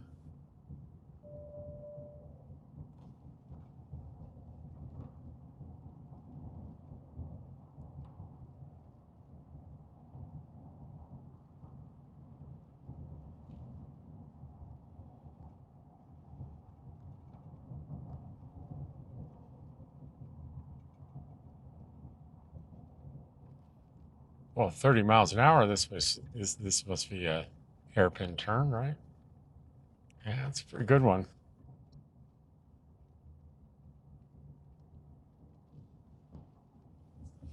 So this is the first year in the 3 years I've been coming here that they haven't had ongoing road construction on this road between here and Angel Fire. Every other year, you would expect to stop for one lane and wait in line for, yeah, I think the average was probably 15, 20 minutes, but that's no longer the case.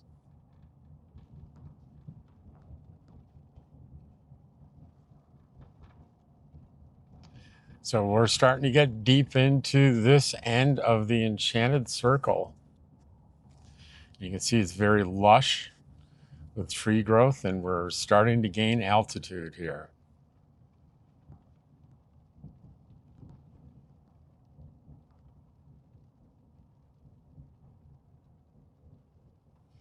There are some private campgrounds and RV parks on this stretch, and there is a national forest camping area that there's no hookups or designated campsites, but there's 14-day use there, and I will show it to you as we drive by it because it's on a true hairpin turn and it's hard to miss. So we won't be missing that. But it's several miles in from here. It's I think pretty close to the halfway point, if I'm not mistaken.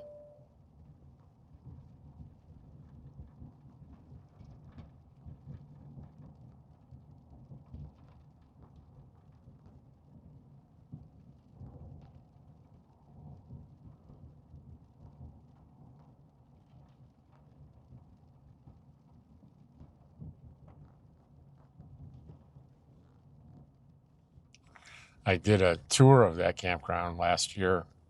As people were coming through Eagle Nest going, where can I camp for free? And I really didn't have a good answer to that question because I knew going into Red River and between Eagle Nest and Questa and Red River in the middle, there are national forest campgrounds, and they're not free. They cost money. And somebody told me about this one on this road, this national forest, where there is no fee, not the campground. It's not designated. Now, don't think you're going to pull a big rig into this place. Not a chance. It's for very small trailers, and maybe I might pull mine in there, but definitely tent and car and van camping would be very good for. But I didn't know about it. I went out and checked it out, did a video on it, and more than one person local got pretty angry at me for advertising the existence of it. And that's not an uncommon thing for YouTubers that show people things that really cool things that they found, because their fear is, you're going to get people, it's going to be overcrowded or people aren't going to treat it well, and you're ruining everything, or it would be the typical thing. But I think if your tax dollars pay for it, just like mine, then I think it's okay to tell people about it. And if you look at my demographic, it is 95% over 60 and retired. It's not like a rabble-rouser group.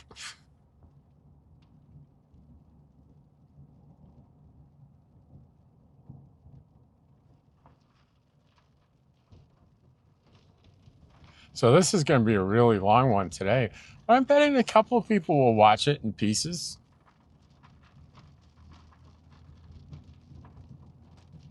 The rain's getting a little bit more earnest.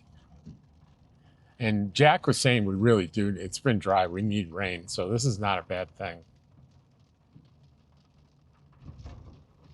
Now, getting up to my trailer on the dirt road, I'm hoping there's enough vegetation so I'm not slipping in the mud or anything. But we'll see.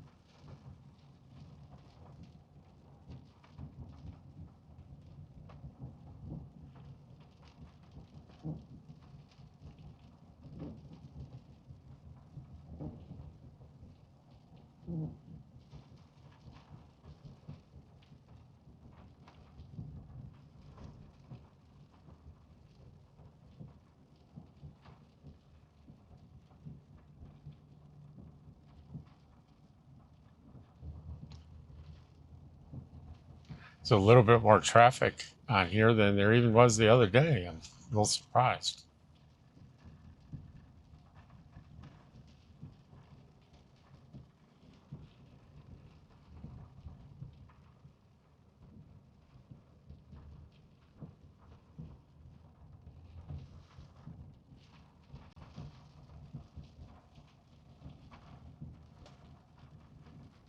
So I think this is going to be a 2-hour video. We'll see. We'll see if I've pushed the limit too far. We'll see how it does.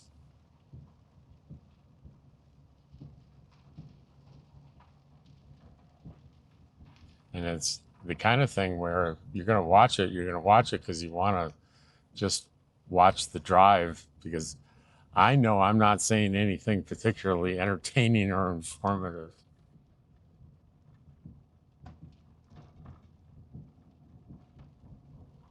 So tomorrow is my day at the museum. I'll be there from 10 o'clock to 4 o'clock. Tuesday the 26th. And I think I'm going to do a half a day the next day, because I'm not sure that our regular volunteer is going to be able to do Wednesday.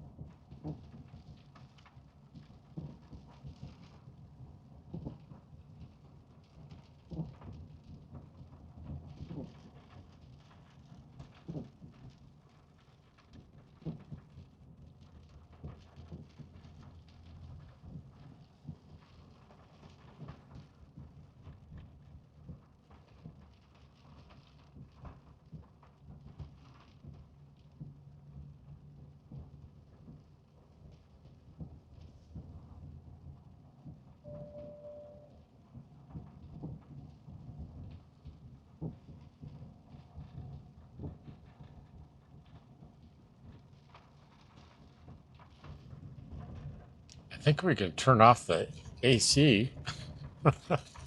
It's getting cold. It's 51 and raining. It's cold.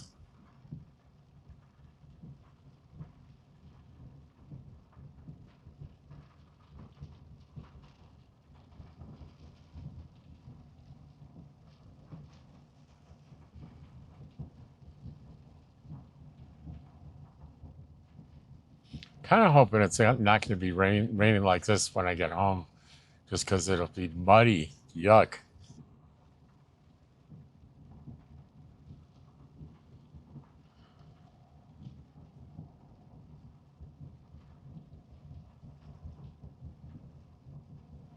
So we have another 21 miles to go to get home from here. And by the time we get there, you will have done the entire Enchanted Circle. Not that many people have done that.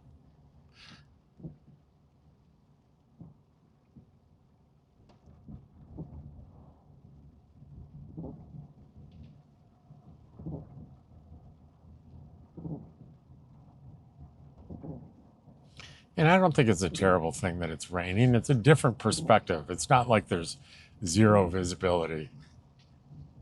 But it's definitely, there's no question about the weather. It's raining. But you can still see the mountains. Just not totally clear, but they're there. And you certainly are seeing the woods and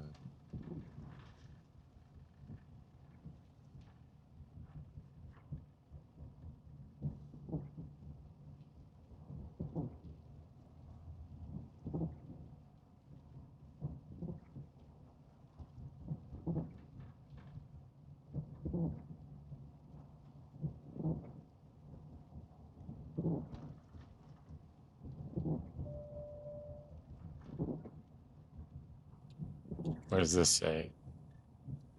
Golf course. It's right here. There is a golf course back in here and an RV park. If you blink, you miss the turn, but it's all back here on this turn right up here on the right. I need to go back to and check out the golf course. Not that I want to play golf. I just think it's fascinating that there's a golf course here, and I think there's a clubhouse and maybe a restaurant. We will check it out this summer.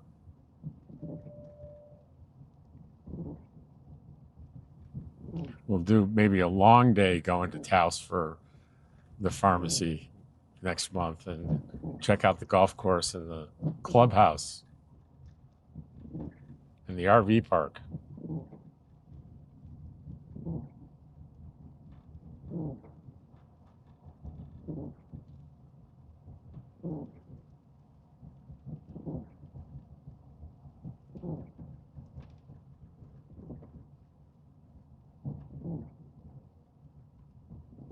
You know, I do feed my transcript into the chat GTP, and it tries to figure out what the video is about. You know, what are the themes? Are there any obvious big problem areas in the video that I may not be able to see? But basically, it's like, this is what the video is about. And this one, I don't know what it's going to say. I mean, I think my experience is it'll zero in on the earlier stuff I was saying about cognition and how we get stuff, we lose stuff and we gain stuff in old age. But that's a pretty minuscule part of the video. And certainly that's not, it may even say that's the center of this video and everything else is secondary. And you should do a title and thumbnail surrounding that. I won't agree with that, but I'm just curious because really it's a drive around the Enchanted Circle Drive, famous Enchanted Circle Drive on a rainy day without really a lot of meaningful commentary. Boy, if Jack were with me, he'd be talking the whole way and pointing out historical things and interesting spots and facts and figures, and you'd be fascinated. But sadly, I'm not Jack.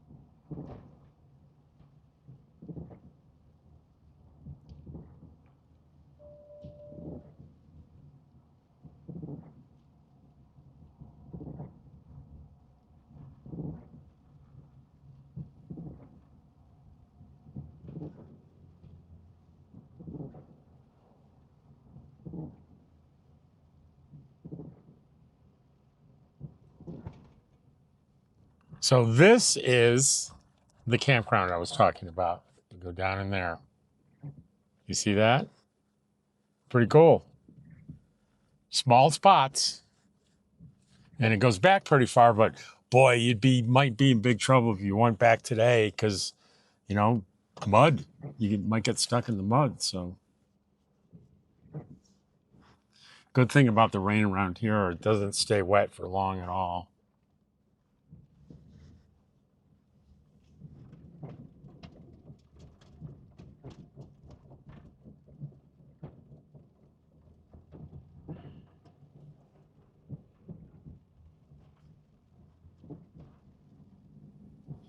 And if you do this, I will tell you that there's zero cell service on this part of the drive. I mean, zero.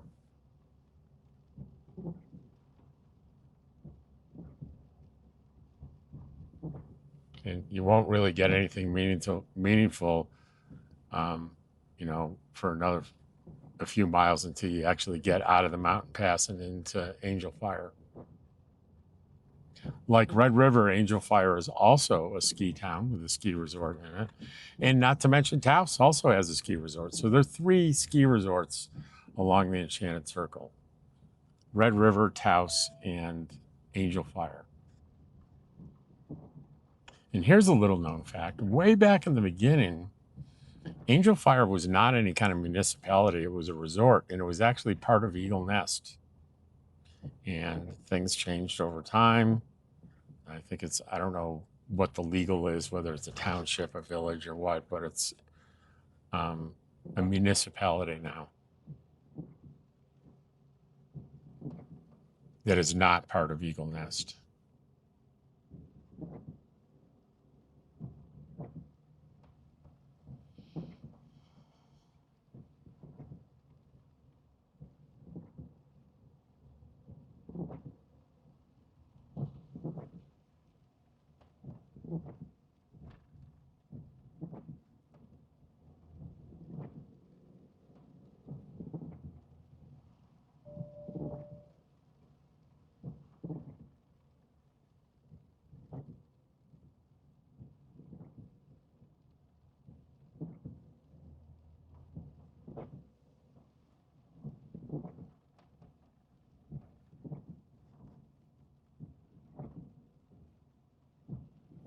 That is the second Tesla pickup that I seen in here, and both times it was on this road. So I'm going to imagine it was the same person. I can't believe there are too many of those around. What are those Tesla pickups called? I can't remember.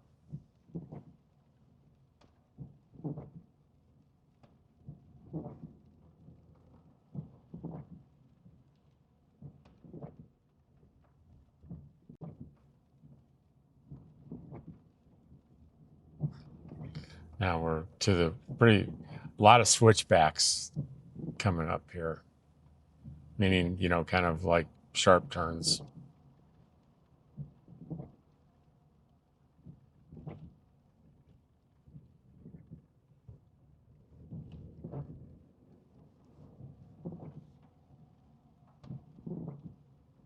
So I think it's a good idea to be particularly vigilant in the rain like this on a mountain road with these sharp turns. So when it gets going too fast, they call it hydroplaning, right? It's almost like you start floating on the water instead of having traction on the road, and that can be like being on ice. And the other thing that happens that I know that sometimes when it's been dry for a long time and roads get a lot of oil on them and it suddenly rains, that mixture of oil and water can be, in particular, in the beginning parts of the rainfall, can be extremely slippery with that mixture of oil and water. And they say, oil and water don't mix. But I think they combine in a way that can be very problematic for driving.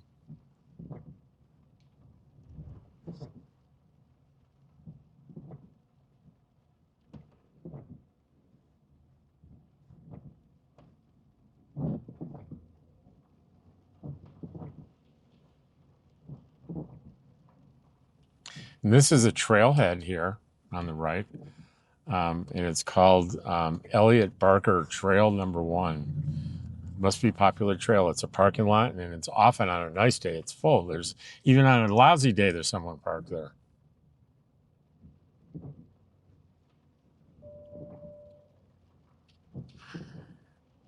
We're getting pretty close to Angel Fire here, and then it's a pretty short distance back home to Eagle Nest. We're leaving Carson National Forest. And all those buildings off on the right that you see in the distance, that's Angel Fire.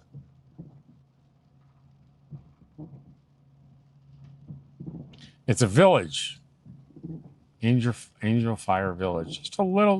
Just a touch higher than Eagle Nest, by about 100 feet, I think. Now we got.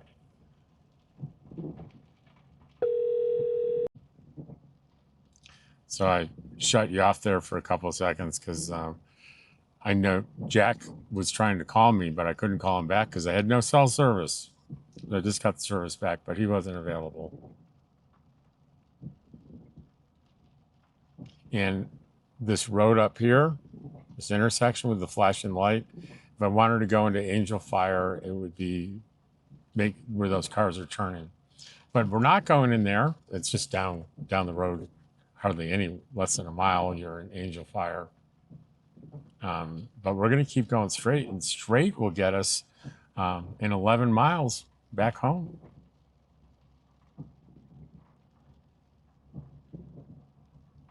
The Vietnam Veterans Memorial is up here a little ways.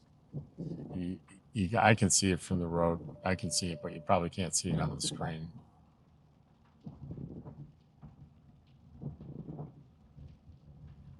It's kind of up on a hill there. And there's a duplicate of the Washington, D.C. Vietnam Memorial, one with all the names on it. I think it's a 2/3 scale.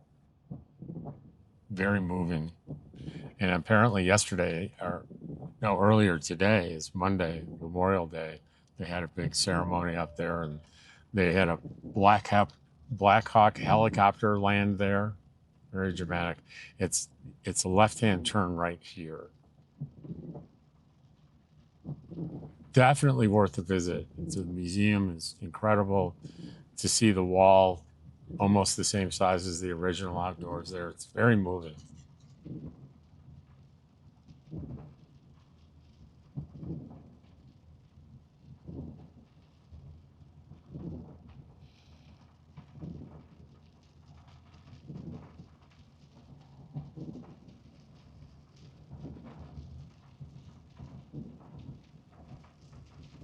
Well, it looks like it's probably going to be raining at home.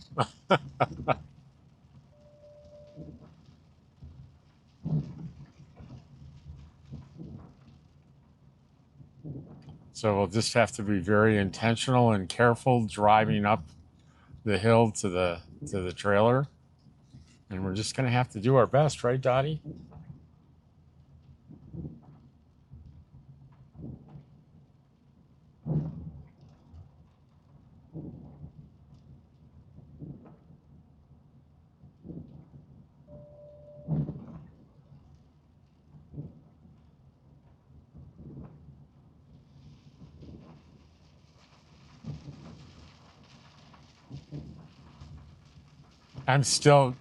I'm very anxious to hear what ChatGPT is going to say about this super long video. Like they're going to come back and say, "Are you kidding me? This time you've gone too far." break it into two pieces. This is just not going to work for you. I don't know. We'll see what it says.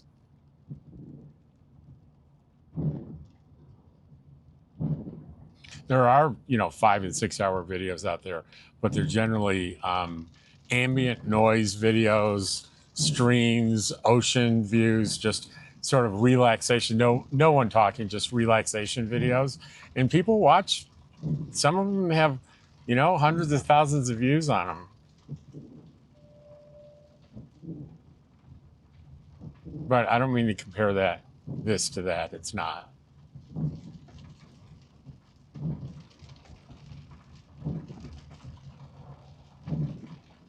But I could tell you, if I was watching this video on this rainy road in my lazy boy recliner, you'd be hearing snoring coming from me. Not in a bad way.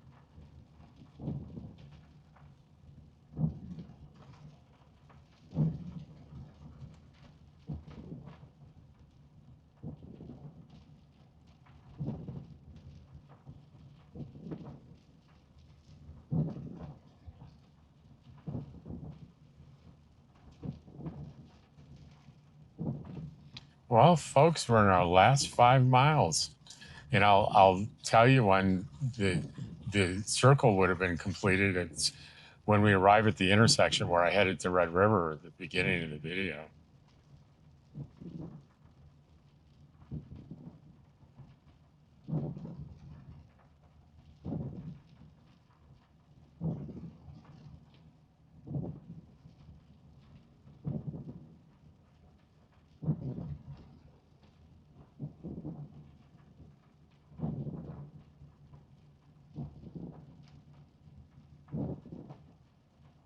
It's rainy and windy and cold.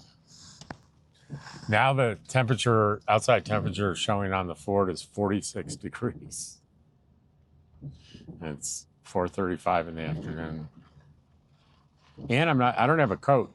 So it's going to be, Dottie and I are going to have a lot of fun going from the car to the trailer. And we're going to, hopefully the heat will be on. I think the heat, I have the thermostat set at 60. So maybe it's going a little bit. Oh no, the windows are all open. Not the wind, but yeah, the windows are open. Rats. I didn't think it was going to rain. I hope stuff didn't get wet. Oh boy. Especially my computer. That would not be good.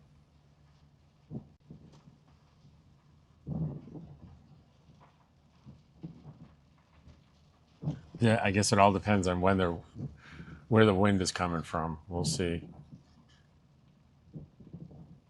I didn't think of that.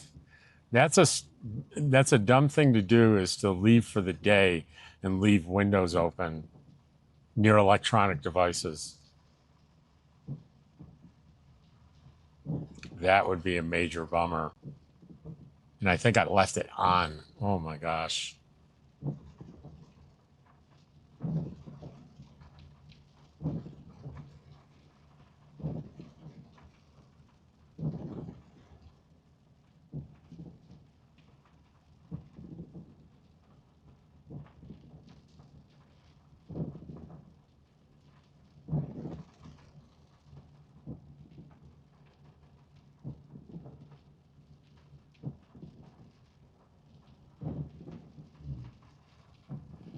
You know what? I'm looking at that. I could be lucky here because I'm looking at the wind direction, and I think it's the other side of the trailer that's getting hurt, because I believe my view out the window with the computer is the lake, which is on the right. So I might be okay. But boy, it won't be, because it'll be because I'm lucky, not smart, that's for sure.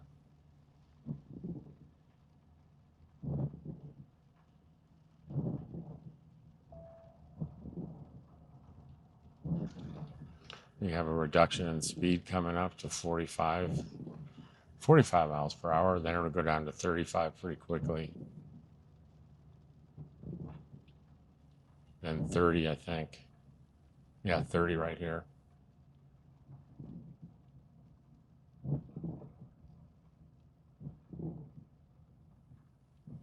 A great place for a speed trap, right? You go from 55 to 30 really quickly, and it's downhill.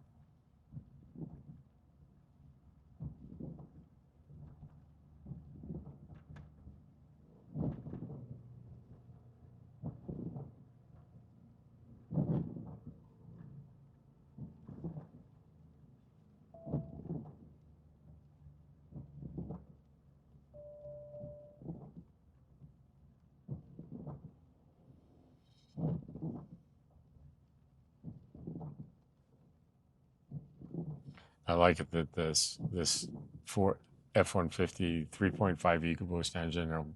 I have the cruise control, and it'll engine brake, which explains why at 67,000 miles I haven't had to do any brake work yet, and I'm pulling a trailer 3 or 4 times a year.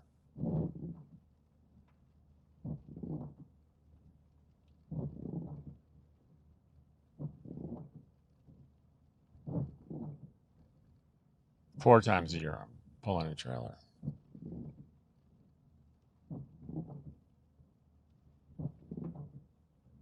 Oh, I forgot to mention it. The where the gas station was back there was the close of the loop.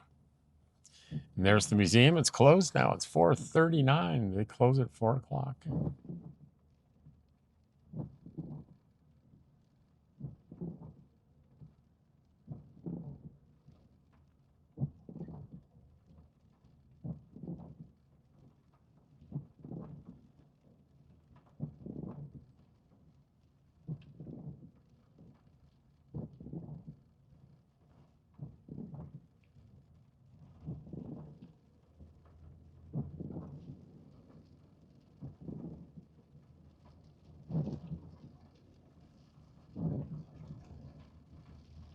I see my little.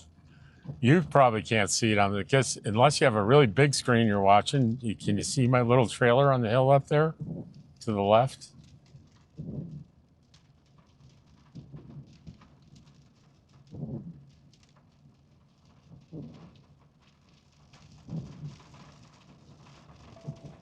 Now the wind is coming in the wrong direction for me, so I'm not as excited as I was. Yeah, that's not good. That is not good. Well, we'll see when we get there. Whatever it is, somehow, some way, I'll recover from it, right? Okay. I'm gonna have to go through the mud. I don't know. There's a lot of mud. There's a lot of vegetation here, but I'm gonna do a very low gear coming up here.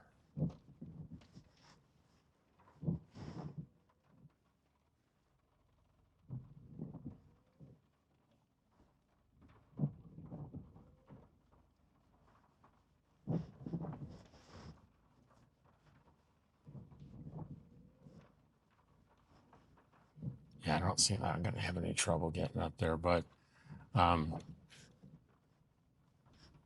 man, I can't believe I left the windows open. And you know what? You're going to want to know, aren't you? So when I pull in here, I'm going to leave the camera running. I'm going to run inside and check to see if anything looks ruined. Then I'll come on. I'll let you know one way or the other, and I'll deal with it.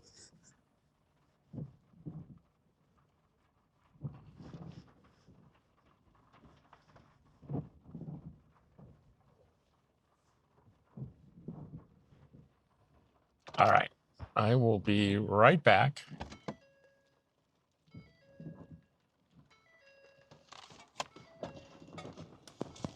Oh, it's cold.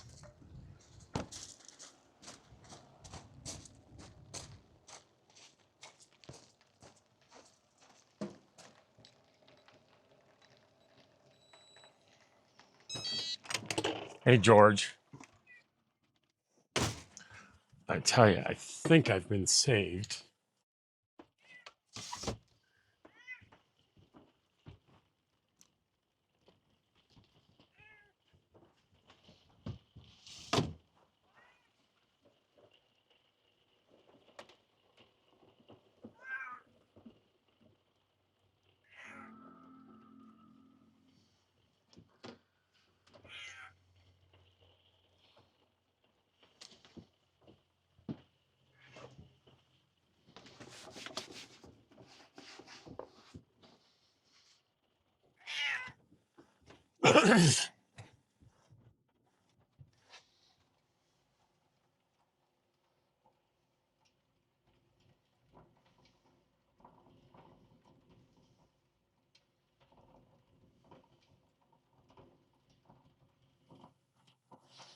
I don't know if you can still hear me, but I'm trying to batten the hatches down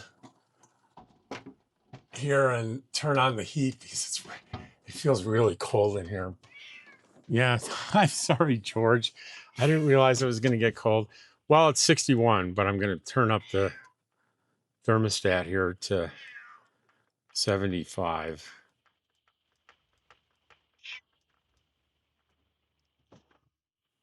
All right, George. And I'm going to feed George real quick because George seems to be freaking out. Here you go, George. Still, with the Bluetooth, I don't know if you can hear me. But I need to put on a coat, go back out there because it's freezing. And I'm just assuming that the Bluetooth is still connected to the camera and you're hearing me. All right. And do I have a hat I can wear? Come on, give me a hat. I don't have a hat? There's no hat? Well, crap. Where's my hat? Where's my eagle nest hat? I don't know. I don't know where it is. Maybe in the truck. That'd be funny. Okay. I'm coming.